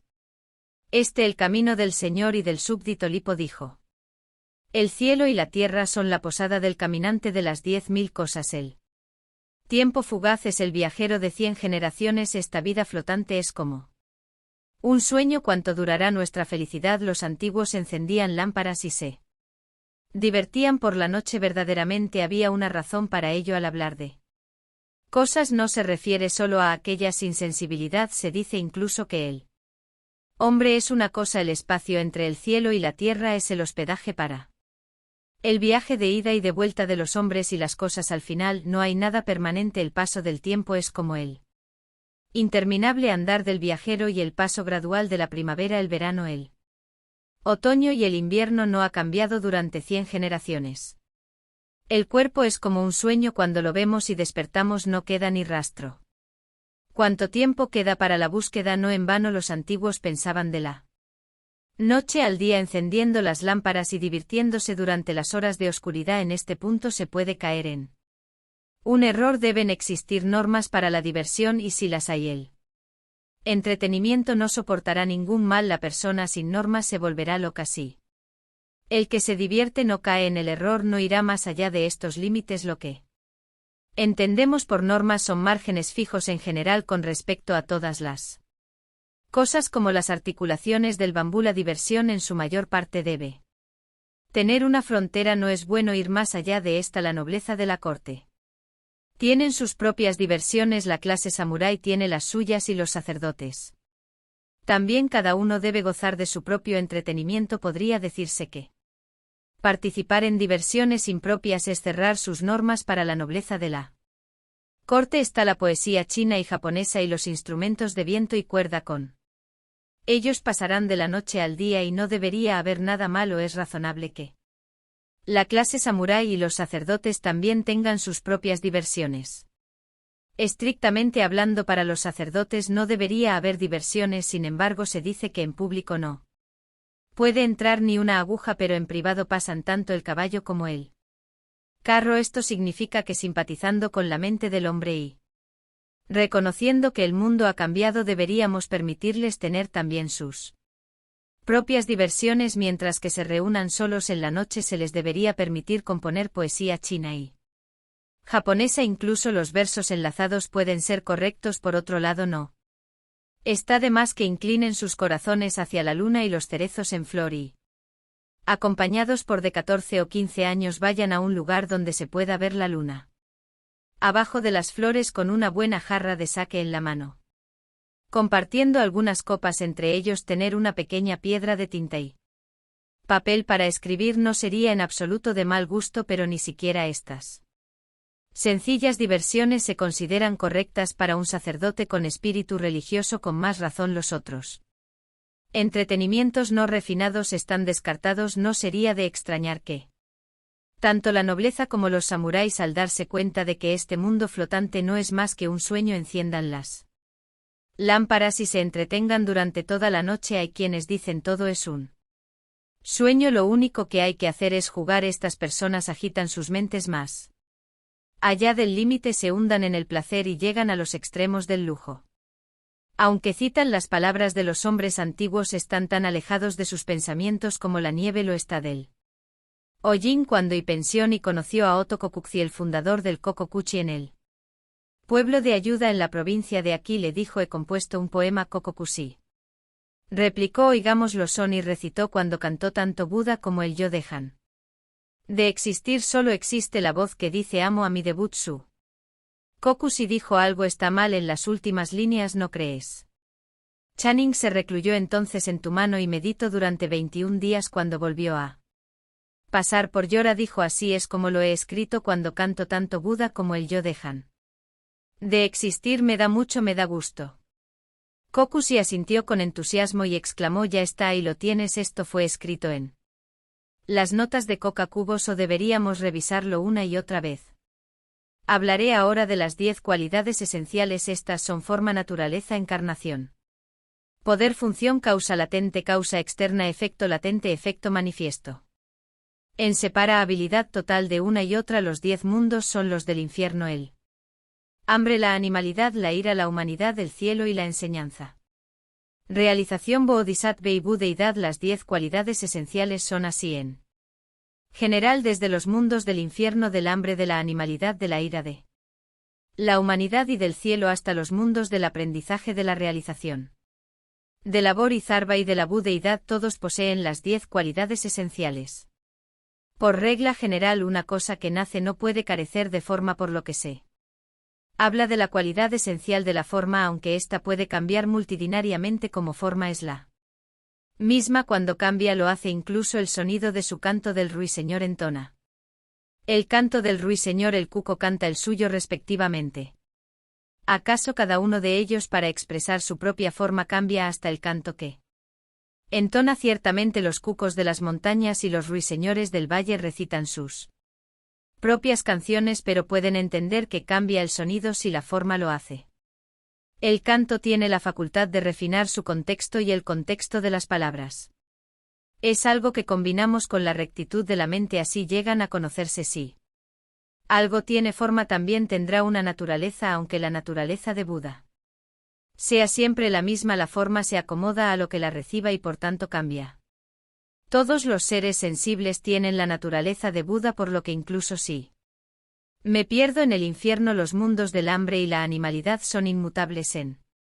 Esto se explica de esta manera incluso en los sutras: si se colocan varios espejos alrededor de un pedestal y una sola lámpara en el centro, la luz se reflejará en todos lados. La lámpara es una sola, pero se refleja en cada cristal. Esto es un ejemplo de cómo la naturaleza de Buda es una sola, pero es recibida por todos los seres sensibles de los 10 mundos incluso por los hambrientos y los animales. Esto se conoce como el ejemplo del espejo y la lámpara. En el Sutra de la guirnalda de flores la personificación significa la encarnación de la ley. En todas las 10.000 cosas hay encarnación y función.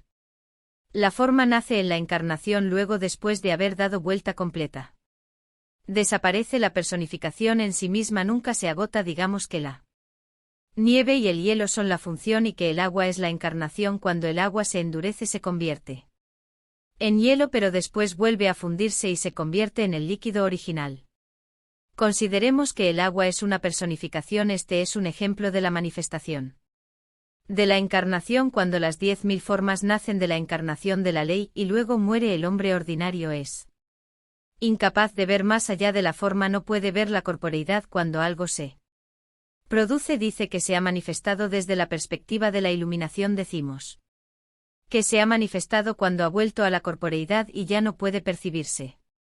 La nieve en los picos, el hielo en las profundidades de la montaña se derrite y se eleva el sonido en las estribaciones, el agua de la primavera.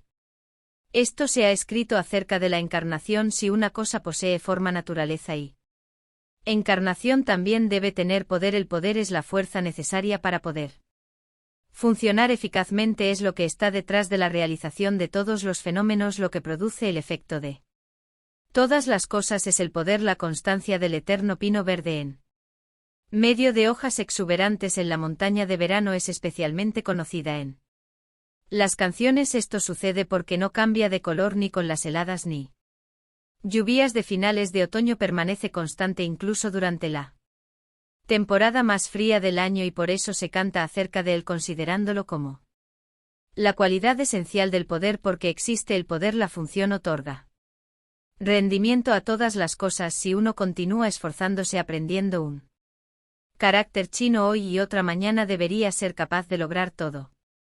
El significado de la función debe entenderse a través del dicho: el viaje de 1000 millas comienza con un solo paso. Dada la forma, la naturaleza, la encarnación, el poder y la función, no importa lo que se haga, puede hacerse a voluntad. Esto es la causa latente. Si algo no se realiza es en perjuicio propio y no hay nada que pueda hacerse sin la causa latente y la causa externa. Es probable que no se llegue al estado de la aguda edad. El carácter chino de causa latente, por ejemplo, también se lee como depende de. Esto significa que dependiendo de una cosa se obtiene en otra. Se dice que plantar una semilla en la tierra en épocas de primavera es la causa latente, y aunque no lo haya plantado firmemente, si no hay ayuda de la lluvia y el rocío, no crecerá. La ayuda de la lluvia y el rocío es la causa externa. Dependiendo del agua y el rocío, la planta crecerá. Frutos de otoño. Esto es el efecto latente cuando el corazón está lleno y no se pondrá a descansar. Mis esperanzas serán después de 1000 vainas de la vid de madreselva. Esto significa que el establecimiento de la madreselva es la causa latente de casarse. Además dice que la intermediación es la causa externa y al final la pareja se convierte en marido y mujer y prospera con los hijos. Es un ejemplo de efecto latente. Del mismo modo, si uno quiere convertirse en un Buda y no actúa primero de acuerdo con la causa latente, no alcanzará el estado de Buda. Hacer la causa latente una disciplina te permitirá obtener el efecto más adelante. La palabra efecto tiene el significado de fruto según la siembra de la causa latente. En primavera se obtiene el fruto en otoño. Esto es un ejemplo del estado de Buda. Causa externa se ve en las notas anteriores. El barco a vela seguramente ha pasado al cabo de Guade conducido como esta por los vientos de la montaña de Moco. El barco es la causa latente, el viento es la causa externa. Llegar a la orilla es el efecto latente. Sin el barco no se puede llegar al otro lado, y aunque el barco exista, no se puede estar sin la causa externa del viento. Esto es conocido como la armonía de la causa latente y la causa externa. Los vientos de la montaña de Mutco deben ser considerados como la causa externa. Si uno desea convertirse en un Buda, no puede prescindir de una disciplina de la causa latente, porque los plantes puedo ver su maduración en las puntas de las ramas crecidas con las peras y Nikibai. Esto es el efecto latente. Obtener el estado de Buda es como plantar perales y luego verlos crecer. En la bahía de Icé y en las ramas que crecen gruesas con peras que maduran con peras que no acaso no son fieles incluso en el sueño. Este es el poema original La bahía de Iu que está en ese efecto. Manifiesto espera y verás cuando tú que tratas a los demás tan cruelmente. Intentas amar seguramente sabrás lo que siento. Este poema de amor significa aunque me trates con tanta crueldad. Seguro que tú tampoco careces de amor, tal vez llegues a saber lo que es él. Amor, en ese momento tendrás tu recompensa, si haces el bien en esta vida serás recompensado con el bien en la siguiente, si haces el mal recibirás lo mismo así. Es el efecto manifiesto, si la causa latente es buena el efecto latente será bueno, si por él contrario es mala entonces el efecto será igual, es como un eco que responde a una voz o una sombra que acompaña a una forma que uno se disciplina con la causa latente en una vida y obtenga la recompensa en la siguiente es natural. Pero también hay ocasiones en las que una causa latente presente esté acompañada de un efecto manifiesto presente, una causa latente en el pasado seguida de un efecto manifiesto presente, una causa latente en el presente seguida de un efecto manifiesto en el futuro, va de un mundo a otro apareciendo antes o después, y es algo que no se puede evitar. También existe la causa latente y el efecto simultáneo. Podemos hacer un ejemplo con la flor como causa latente y el fruto como efecto manifiesto. En un melón la flor y el fruto crecen al mismo tiempo. En la planta de arroz el fruto, el grano específicamente, crece y la flor brota en su copa. Se pueden tomar estas cosas como ejemplo, la inseparabilidad total desde la cualidad esencial de la forma hasta la cualidad esencial del efecto manifiesto. No hay alteración del principio al fin, se mueven de la raíz a la rama y se llaman los 10 puntos. El extremo significa ir a lo último, esto es por supuesto los 10 mundos. Todos los seres vivos, incluso los gusanos pequeños, poseen estas 10 cualidades esenciales. Hasta lo inanimado no es diferente de esto. Tomemos como ejemplo los frutos de la castaña y el caqui. Decir que estos no tienen ni dolor ni tristeza es juzgar desde el punto de vista de la humanidad. Se puede apreciar que están naturalmente dotados tanto de dolor como de tristeza. La apreciación del dolor en las hierbas y los árboles no se diferencia del semblante de sufrimiento de los seres humanos. Cuando se les riega y da cuidados crecen y parecen felices, cuando se cortan y caen el marchitamiento de sus hojas no se diferencia de la muerte de una persona. Los seres humanos no conocen sus sufrimientos y penas, y cuando las hierbas y los árboles observan la tristeza de las personas lo hacen con la misma mirada de los seres humanos y probablemente piensen que nosotros tampoco tenemos dolor ni tristeza, simplemente parece que no conocemos los asuntos de las hierbas y los árboles, ni ellos conocen los nuestros, y así está escrito en los libros de los confusionistas. Cuando hay cercas o muros de barro techados en el lado norte de las plantas que crecen, ellas se inclinan hacia el sur. Al apreciar esto nos queda claro que las plantas saben lo que les perjudica, a pesar de que no tengan ojos, durmiendo por la noche y abriéndose durante el día. El lirio es otro ejemplo que podríamos utilizar, sin embargo no solo le ocurre a los lirios sino a todas las hierbas y árboles que no carecen de esta naturaleza. Es porque no prestamos atención que andamos sin saber. Los que conocen completamente sobre las hierbas y los árboles son sabios, nosotros no entendemos estas cosas debido a nuestras mentes ordinarias y conformistas. Si algo es sensible o insensible se calcula de forma aproximada, probablemente nada de lo que existe carece de sensibilidad. No decimos que son insensibles porque no pertenecen a la especie de las cosas que sí lo son. Se dice que cuando una gallina tiene frío vuela hacia los árboles, cuando un pato desea calentarse nada en el agua. No es esto parecido a pensar que porque a un pato nada en el agua cuando tiene frío no tiene sentido del frío, o porque una gallina vuela hacia los árboles cuando desea calor tampoco tiene sentido del frío. El agua es fría y se dice que está su naturaleza. El fuego es caliente y se considera que esta es su esencia.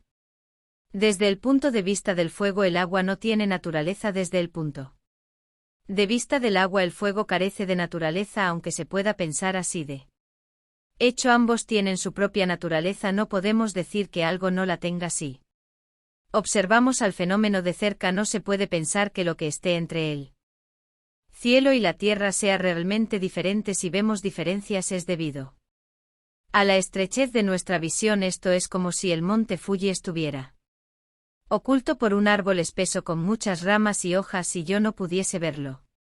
¿Cómo puede el monte Fuji estar oculto por un solo árbol? Es simplemente por la estrechez de mi visión y porque el árbol se interpone lo que hace que el monte Fuji aparezca oculto. Seguimos pensando que el árbol oculta el monte Fuji, sin embargo se debe a la estrechez de mi visión al no entender el principio de las cosas. La gente suele fingir que sabe y criticar a los que sí entienden y, aunque parezca que se ríen de los demás, en realidad se ríen de sí mismos al menos los que realmente entienden deben pensar así. Presta mucha atención al mundo de ahora. La tierra es una madre y el cielo un padre. Si alojamos la semilla de la castaña o del caqui en la tierra, el brote aparece y el fruto de la castaña o del caqui original saldrá sin cambios. De este modo es criado por un padre y una madre. Es decir, que se coloca se refiere a algo que extraído de otro lugar. También para el ser humano la tierra es la madre y el cielo el padre, y el fenómeno que se convierte en hijo es algo traído y alojado desde otro lugar. La metaexistencia consiste principalmente en el pensamiento de las cosas en esta vida presente. Por esta razón, a esta existencia presente también se le conoce como una existencia. Cuando esta existencia llega a su fin aparece lo que se llama metaexistencia. Luego la meta existencia se altera y hay una realidad posterior o reencarnación. En cualquiera de ellas no hay absolutamente ningún cambio en la mente que está en este cuerpo presente, aunque hay un cuerpo incluso en la metaexistencia. Los ojos humanos no pueden verlo debido a su oscuridad. En cuanto a la mente existencia de aquellos que estaban profundamente unidos a este mundo, hay casos de personas que los han visto. Debido a que es algo fuera de lo común, la gente duda de estos sucesos y culpa las transformaciones de zorros y perros mapaches o los explica como visiones ilusorias de los muertos. Ambas situaciones pueden darse también. Admitiendo esto, no debemos disponer de todos y cada uno de los casos como uno o el otro. Las cosas reales también existen en este mundo. Tales cosas no están solo en la boca de los hombres, también han sido dejadas por las plumas de aquellos que vivieron en el mundo de la vía y que fueron ellos mismos hombres de la vía cuando no estamos a la altura de la sabiduría de los hombres que escribieron estas cosas. Debemos comprender que tendremos dudas cuando vemos cosas en medio de un sueño, aunque no las percibamos con los ojos o los oídos que nos fueron dados al nacernos.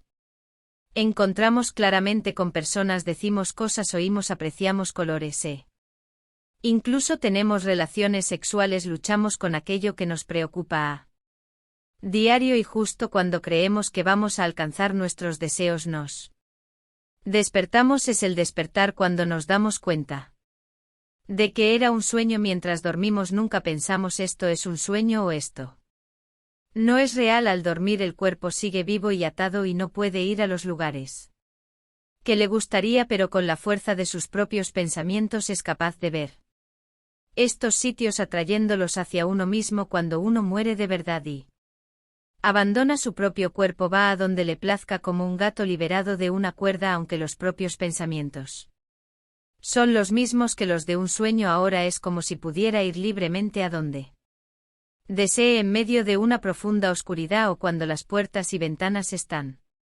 cerradas. Uno ingresa en un estado de libertad debido a que no tiene forma. En este caso, aunque hay una forma, no existe corporalidad y es como ver el reflejo de una lámpara o la luna en el agua. No hay obstáculos al actuar este cuerpo como barrera. No se puede entrar en el santuario más íntimo, pero la mente puede entrar en contacto con lo que hay dentro, al igual que los pensamientos pueden atravesar la montaña de plata o el muro de hierro. Hay pocas probabilidades de que este misterio sea comprendido por el hombre común. El Buda y los patriarcas lo entendieron, pero la gente común no lo sabe en absoluto. Sin conocerlo tienen dudas y la necesidad se suma a la necedad. Hay muchas cosas que no conozco.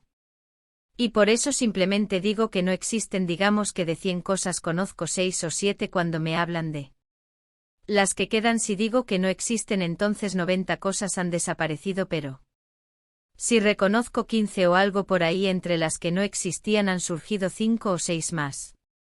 Para los que conocen 20 o 30, el número de objetos inexistentes ha disminuido a solo 70. Si uno conoce 60 cosas de 100, las 30 o 40 restantes pasan a ser como las que acabamos de mencionar. Y cuando uno conoce todas estas cosas y piensa que no hay nada más que no conozca, es porque todavía no lo sabe. Si un hombre avanza haciendo todo con claridad, debería ser capaz de percibir todas las cosas. Si hay algo que es conocido, es probable que nadie diga lo contrario, pero si alguien lo hace será porque él mismo ignora el asunto. Un hombre extremadamente tonto debería llegar a saber algo al final debido a su fe. Por otra parte, no dice que un arte marcial a medias es la base de una gran lección. Entiendo que las 5 raíces no sobreviven en la meta existencia. Al mismo tiempo, las 5 raíces de nuestra vida actual se transfieren al sexto sentido de la conciencia. Las 5 raíces no tienen forma, pero siguen funcionando como el sexto sentido de la percepción. Es la consciencia, carece de forma, pero debido a que tienes las facultades de ver y oír en medio de un sueño, mientras los ojos y oídos físicos no funcionan, se produce una forma diferente y puede oír y ver. Se llama conciencia porque aunque su forma no existe, su función sí. Si la forma no existe y es algo que no podemos conocer, es mejor decir simplemente ver u oír, debido a que estos sentidos son transferidos a la conciencia y han pasado a un segundo nivel. La forma de las 5 raíces es descartada y sus funciones son llevadas por la conciencia. Aunque las 5 raíces no están presentes en la meta existencia, la distinción de los 5 sentidos no es diferente del de la existencia actual. Uno es incapaz de ver esto desde el exterior, pero la persona involucrada será igual que el mundo presente. Además, aunque no se niegue la existencia del cuerpo, es tan impreciso que es difícil de ver. Cuando un pájaro vuela por un cielo vacío, se vuelve menos claro a medida que se aleja y llegamos a pensar que ha desaparecido. Aunque hayamos perdido de vista la forma, no significa que ésta se haya desvanecido y deje de existir. No la vemos porque se ha vuelto demasiado débil debido a que su forma es leve y no se identifica claramente. No vemos a una persona en la mente existencia. Un individuo en ese estado puede vernos igual que cuando vivía, pero la gente no lo sabe. La forma de las personas que cometieron pecados graves y están en la meta existencia es aparente. La gente ve esto de manera natural y los llama fantasmas y cosas similares. De nuevo, esto no es algo inexistente si las personas estaban profundamente apegadas en este mundo. Sus formas no serán débiles. Es como hervir un caldo para hacer una medicina. Si los ingredientes son débiles, el caldo lo será también. Si son espesos, el caldo ser espeso. Lo que se use para cocinarlo se distinguirá claramente. Un caldo muy fino será como el agua y de este modo la gente no sabrá que es un caldo, sino que lo verá simplemente como agua en la meta existencia. Es muy evidente la forma de alguien que estaba profundamente apegada al mundo, pero la persona con una forma débil se asemejará al aire y no podremos verla. Aún así, él podrá vernos a nosotros porque tengo forma, puedo ser visto como sus formas son débiles. Soy incapaz de apreciarlas y si esto se ejemplifica con el grano de cebada, con un solo grano de cebada la raíz brota y aunque está dotado de las mismas funciones que la cebada original, si el agua y la tierra no se unifican, no podrá convertirse en cebada. La conciencia humana y el mundo objeto se unen, surgen diversos pensamientos y de estos aparecen al mismo tiempo muchos otros. Impulsado por estos razonamientos, esta forma de cuerpo es recibida y producida. No es algo extraño que repentinamente ha llovido del cielo. Las múltiples cosas aparecen cuando se comienza con el pensamiento de que algo no tiene principio, cuando se busca cuidadosamente su origen siendo un único pensamiento sin principio. Se encuentra que no tiene ninguno al no tener uno en específico. El nacimiento de la infinita variedad de cosas podría llamarse un Misterio anales de la espada talla. Probablemente como artista marcial no lucho para ganar o perder, no me preocupa la fuerza o la debilidad, y no avanzo ni retrocedo un paso, el enemigo no me ve y yo no veo al enemigo ingresando en un lugar donde el cielo y la tierra aún no se han dividido, donde Yin y el Yang aún no han llegado. Obtengo rápida y necesariamente un efecto. Al decir probablemente indicó que no sé con certeza en su origen este carácter se leía con el significado de etapa, por ejemplo cuando se pone una tapa en una hilera de cajas, aunque no sepamos con seguridad lo que se ha puesto adentro. Si usamos la imaginación aceptaremos 6 o 7 veces de cada 10. En este caso tampoco lo sé con seguridad, pero deduzco tímidamente que debe ser así. En realidad esto es un escrito que utilizamos incluso sobre las cosas que si sabemos con certeza lo hacemos para ser humildes y no dar la apariencia de que hablamos con conocimiento de causa. Artista marcial es como el personaje indica, no luchar por ganar o perder, por no preocuparse por la fuerza o debilidad. Significa no competir por la victoria ni preocuparse por la derrota, y no entrometerse en las funciones de la fuerza o la debilidad. No avanzar ni retroceder un paso significa no dar un paso hacia adelante ni uno hacia atrás. La victoria se consigue sin moverse de donde uno está. El yo del enemigo no me ve se refiere a mi verdadero ser, no alude a mi yo percibido. La gente puede ver el yo percibido, es raro que discierne el verdadero ser. Por eso digo, el enemigo no me ve. No veo el enemigo como no tengo una visión personal de lo percibido. No veo tampoco el arte marcial del ser percibido del oponente. Aunque digan al oponente esto, no significa que no lo pueda ver.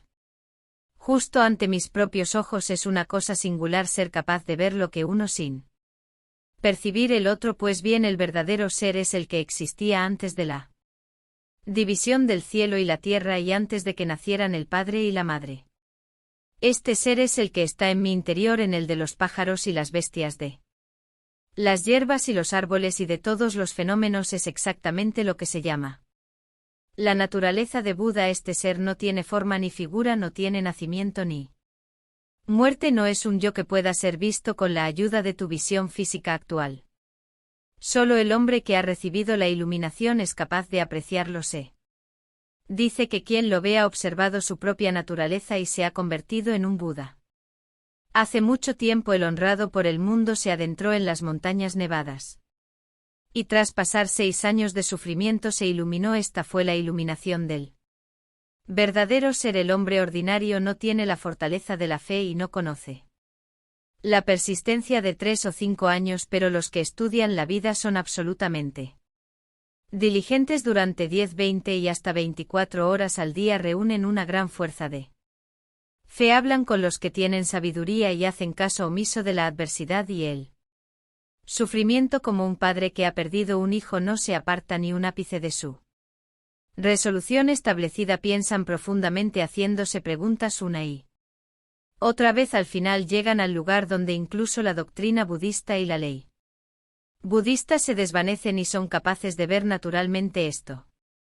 La expresión siguiente: ingresando en un lugar donde el cielo y la tierra aún no se han dividido, donde Yin y Yang aún no han llegado. Obtengo rápida y necesariamente un efecto. Significa poner los ojos en el lugar que existía antes que el cielo se convirtiera en el cielo y la tierra en la tierra antes de que el Yin y el Yang llegaran a existir. Es no utilizar el pensamiento ni el razonamiento y mirar hacia adelante. De este modo el momento de obtener un gran efecto llegará con seguridad. Pues bien, el hombre determinado usa la espada pero no mata a otros. Utiliza la espada y da vida cuando es necesario matar. Lo hace cuando se requiere dar vida a la edad. Cuando mata lo realiza con profunda concentración. Cuando la vida lo cumple sin distraerse, es capaz de ver el bien y el mal sin observar lo correcto o incorrecto, sin intentar discriminar. Termina haciéndolo bien. Pisar el agua es como pisar la tierra y pisar la tierra es como pisar el agua. Si es capaz de obtener esta libertad, no se sentirá perplejo por nadie en el mundo. En todas las cosas estará más allá de los compañeros. El hombre determinado significa el hombre realizado en las Artes marciales utiliza la espada pero no mata a los demás significa que aunque no utiliza la espada para atacar cuando otros se enfrentan a este principio se acobardan y se convierten en hombres muertos por su propia voluntad, no hay necesidad de matarlos, usar la espada y dar vida a los demás quiere decir que mientras se enfrenta a sus oponentes lo deja todo a los movimientos del otro hombre y es capaz de observarlo a su antojo cuando es necesario matar lo hace cuando se requiere dar vida la da cuando mata lo realiza con profunda concentración cuando da vida lo cumple sin distraerse. Significa que tanto al dar vida como al tomarla lo hace con libertad en un estado total de ensimismamiento y el meditador se vuelve uno con el objeto de meditación es capaz de ver el bien y el mal sin observar lo correcto o incorrecto sin intentar discriminar termina haciéndolo bien.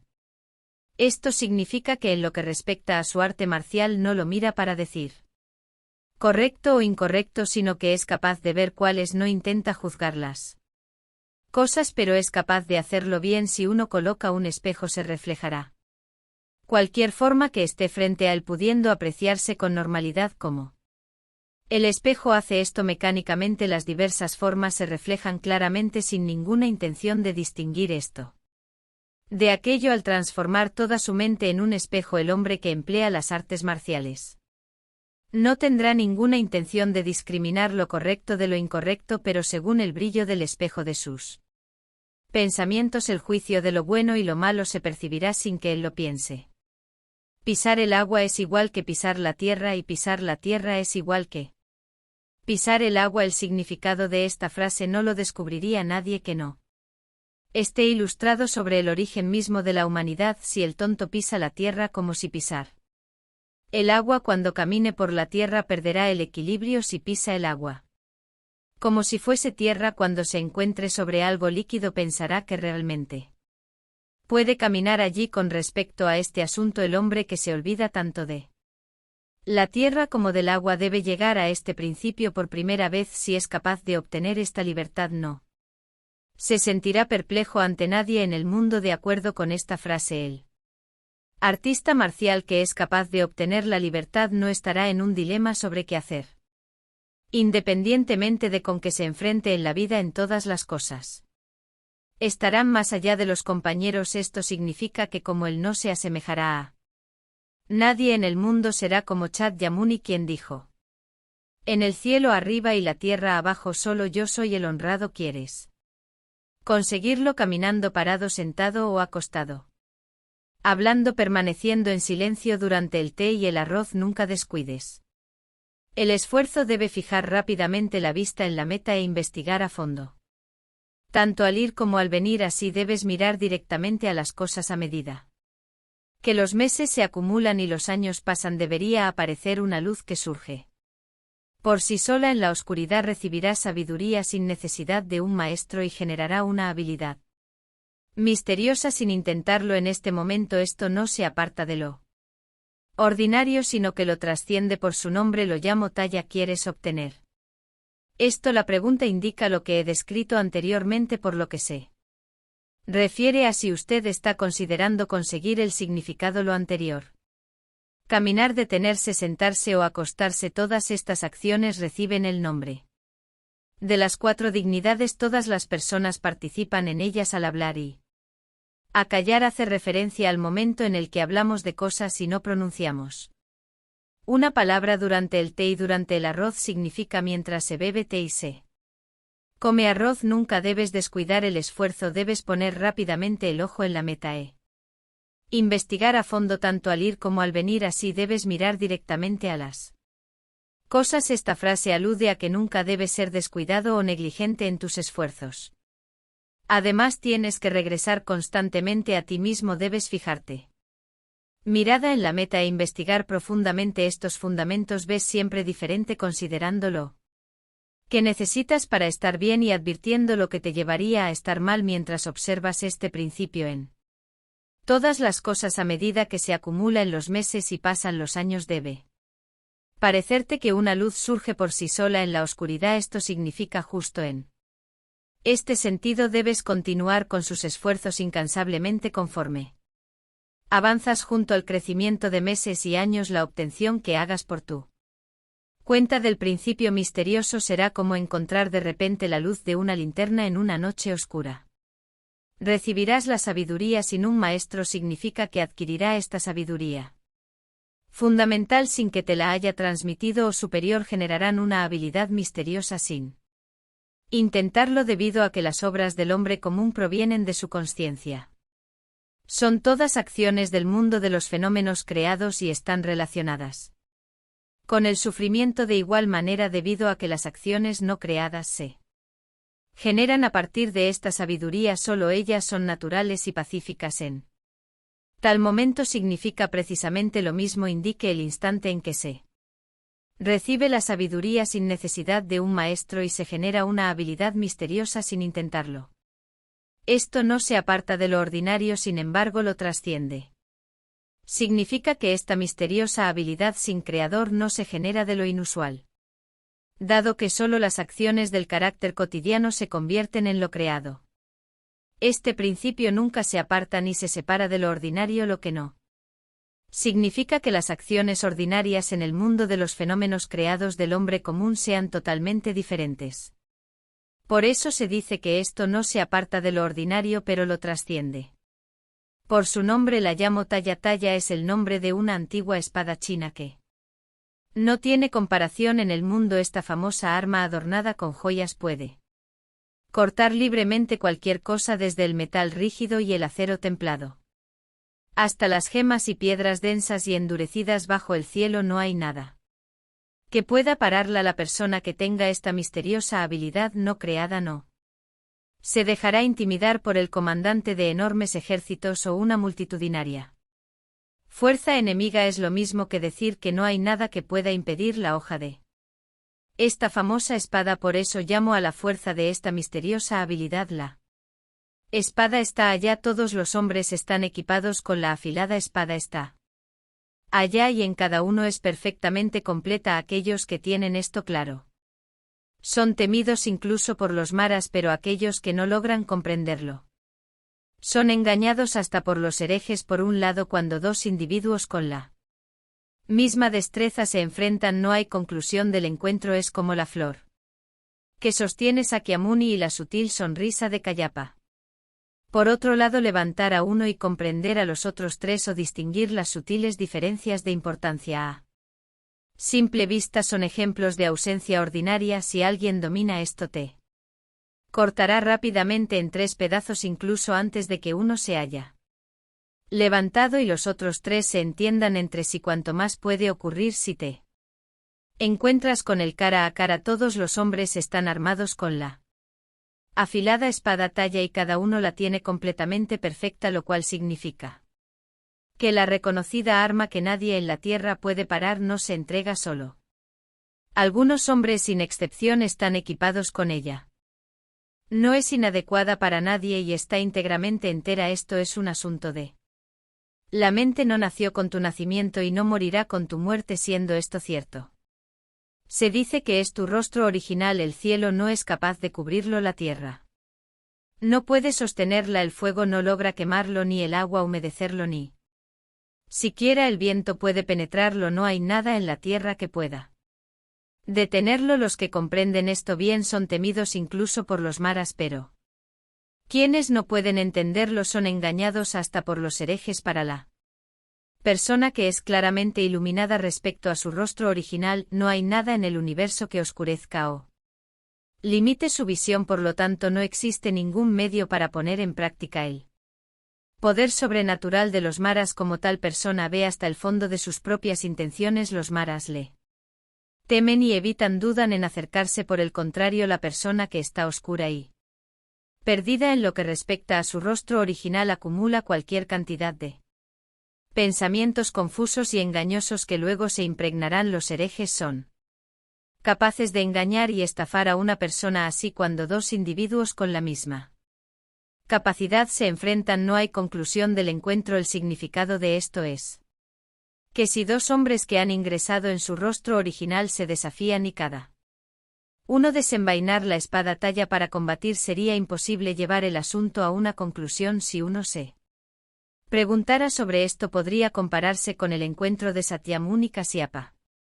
Yamuni sosteniendo la flor y la sutil sonrisa de Kayapa en la reunión del pico gritar Akuta cuando Yamuni estaba a punto de morir. Sostuvo un único loto rojo, se lo mostró a 80.000 monjes y todos ellos permanecieron en silencio, solo Chachapa sonrió.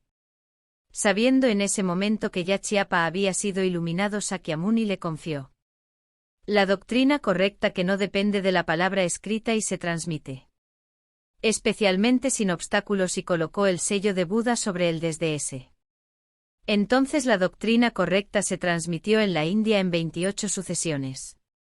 Hasta llegar a Bodhidharma en China se transmitió desde Bodhidharma en 6 generaciones hasta llegar al sexto patriarca, el maestro Zen. Está bien. Como este maestro Zen se encarnó en un bodhisattva conocido ahora como el budismo, la ley floreció en China extendiendo sus hojas y ramas, promulgando rápidamente las 5 casas y las 7 sectas para finalmente ser transmitida a los sacerdotes japoneses Die Oida Ito a través del sacerdote Nishitsudan. De esta forma se ha trasladado así de maestro a discípulo hasta el presente día la doctrina de sostener la flor, la sonrisa sutil, es decir, de alcanzar y desentrañar mediante conjeturas. Hay que beber el aliento de todos los Budas mientras se traga la propia voz, aunque realmente no hay manera de expresar este principio si se exige su interpretación. Uno podría invocar el ejemplo de tomar agua de un recipiente y verterla en otro, de modo que las aguas se mezclan y ya no pueden distinguirse. Este es el momento en que los ojos de Yamuni y Kayapa se encuentran y se convierten en uno. La relatividad no existe entre los artistas marciales de todas las disciplinas. Hay solo uno entre 1000 que ha captado el significado de sostener la flor, la sonrisa sutil. Sin embargo, si uno tuviera la más firme de las intenciones y quisiera realmente comprenderlo, tendría que disciplinarse. Durante otros 30 años equivocarse en esto no sería simplemente una cuestión de no dominar las artes marciales, centraría en el infierno como una flecha lanzada desde un arco. Es algo verdaderamente aterrador levantar uno y entender los otros 3. Significa que en cuanto se muestra una parte se entienden inmediatamente las otras 3. Distinguir sutiles diferencias de importancia a simple vista. Esto hace referencia a la función del ojo, a la medición que éste realiza. Las diferencias de importancia son extremadamente sutiles. El hombre que es capaz de medir con la vista cualquier peso de oro y plata sin equivocárselo más mínimo es una persona inteligente y hábil. Estos son ejemplos de inteligencia común. Lo que significa esta expresión es que tales personas habilidosas son ordinarias y pertenecen a la multitud, por lo tanto no hay nada especial en ellas. Si alguien ha dominado esto, te cortará rápidamente en 3 pedazos, incluso antes de que el uno haya sido levantado y los 3 comprendidos.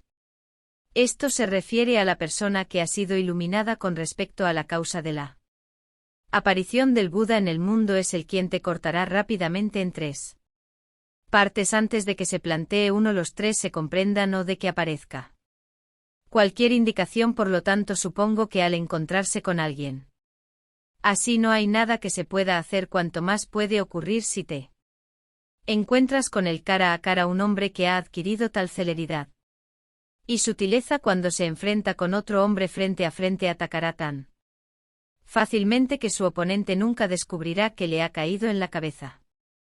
Al final, un hombre así nunca expone la punta de su espada, ni siquiera el rayo puede seguirle el ritmo de su velocidad. Su brevedad es tal que se va incluso antes del rápido viento de la tormenta. Al no tener una táctica así, si uno al final se enreda o se confunde, dañará a su propia espada o herir a su propia mano y se quedará corto de destreza. Uno no adivina esto por impresiones o conocimiento, no se transmite mediante palabras o discursos ni se aprende mediante ninguna doctrina. Esta es la ley de la transmisión especial más allá de la instrucción. Al final, un hombre así nunca expone la punta de su espada. Significa que un maestro nunca desde el principio muestra intenciones de utilizar su arma, ni siquiera el rayo Puede seguirle el ritmo de su velocidad, su brevedad es tal que se va incluso antes del rápido viento de la tormenta en cuanto a la velocidad de la técnica.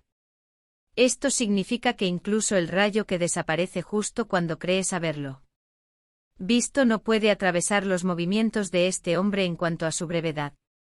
Desaparece incluso más rápido que los finos granos de arena que son soplados antes de la tormenta, no teniendo la técnica. Si uno al final se enreda o se confunde, esto indica que sin tal habilidad uno termina adheriéndose a la elevación de su espada o a la aplicación de su muerte y dañar su propia espada o herir su propia mano y quedarse corto de destreza significa que se estropeará la punta de la espada, se cortará la mano y perdiendo la facultad de ser alguien habilidoso no se adivina esto por impresiones o conocimiento. Impresiones o conocimiento se refiere al saber y a la discriminación dentro del corazón humano. Adivina significa calcular y figurar las cosas, o a lo que alude de esto es que por mucho que intentes calcular o figurar por medio de impresiones o conocimiento no será útil, por lo tanto sepárate de la discriminación de calcular las cosas. No se transmite por medio de palabras o discursos, no se aprende por medio de ninguna doctrina. Para el verdadero artista marcial no hay manera de transmitirlo mediante palabras. Además, no es posible enseñar o aprender mediante la doctrina qué tipo de postulado o dónde golpear. Esta es la ley de la transmisión especial. Más allá de la instrucción no se puede transmitir con palabras sin importar el método que se utilice, no puede enseñarse. Por lo tanto, esto se llama la doctrina de una transmisión especial. Más allá de la instrucción, esta es una doctrina fuera de la enseñanza de un instructor, una doctrina que requiere particularmente la iluminación y la realización por uno mismo. No hay ninguna regla establecida para manifestar esta gran habilidad. Acción ordenada, acción contraria, ni siquiera el cielo lo determina. Entonces, ¿cuál es la naturaleza de esto? Los antiguos decían: cuando una casa no tiene un cuadro de un país es como si no tuviera fantasmas. Sí. Un hombre se ha templado y ha llegado a este principio controlada todo bajo el cielo con una sola espada. Los que estudian esto que no sean irreflexivos, no hay ninguna regla establecida para manifestar esta gran habilidad. Si la gran habilidad de la ley de esta transmisión especial se manifiesta ante ti, lo hará libremente, sin que exista una regla establecida, y sin embargo se llama la gran habilidad, porque se extiende en las 10 direcciones y no falta en ningún lugar, ni siquiera en la punta de los pelos de un conejo. Una regla establecida es una ley o un reglamento. No existen leyes o reglamentos que sirvan para moldear las cosas en lo que respecta a la manifestación de esta gran destreza. Acción ordenada, acción contraria, ni siquiera el cielo determina esto. El hombre que manifiesta esta gran habilidad, ya sea que actúe de manera ordenada o contraria, es libre y sin obstáculos. Entonces, ¿cuál es la naturaleza de esto? Indica enfrentarse a una persona y preguntarle en qué consiste algo. Realmente los antiguos decían: cuando una casa no tiene un cuadro de un país es como si no tuviera fantasmas. Esta es una respuesta a la pregunta anterior. El país que tiene el cuerpo de vaca, cabeza de hombre y es un animal como ningún otro, conocido como sueños y desgracias, y en China le hacen un dibujo para ponerlo en la entrada de la casa o para colgarlo en los pilares interiores. En resumen, poner una ilustración de Paiche evite el ingreso de la desgracia. La persona que no tuviera fantasmas en su casa desde el principio ni siquiera pensaría en hacer un cuadro de Paiche y colgarlo en algún lugar, es decir, quien ha adquirido el uso del ordenado y lo contrario, debido a que ni siquiera el cielo puede determinar lo que hay en su mente, trasciende completamente el dolor y el placer. No tiene desgracias en el cuerpo ni en el hogar, es por ello que su mente no anhelar a una imagen de Paiche y su propio mundo será una cosa de belleza. Si un hombre se ha templado a sí mismo y ha llegado a este principio, controlará todo bajo el cielo con una sola espada. Esto significa que si uno se disciplina a sí mismo de este modo, templando exhaustivamente el metal puro 1000 veces, se vuelve instantáneamente libre, como el rápido desviado de un arma debería ser. Como el fundador de la dinastía Han, controlando todo bajo el cielo con una Sola espada los que estudian esto que no sean irreflexivos. Aquellos que estudian el misterioso principio de esta espada no deben adoptar fácilmente emociones irracionales, sino que deben esforzarse por aumentar su propio brillo al continuar intensamente sus propios esfuerzos. No deben ser negligentes ni siquiera por un momento. Esto ha sido Una mente sin límites, audiolibro completo en español escrito por Taiwán Sojo, narrado por Geraldo Medina de la Biblia. Gracias por la atención, recuerda suscribirte para que no te pierdas de nuevos audiolibros, deja tu like si te gustó.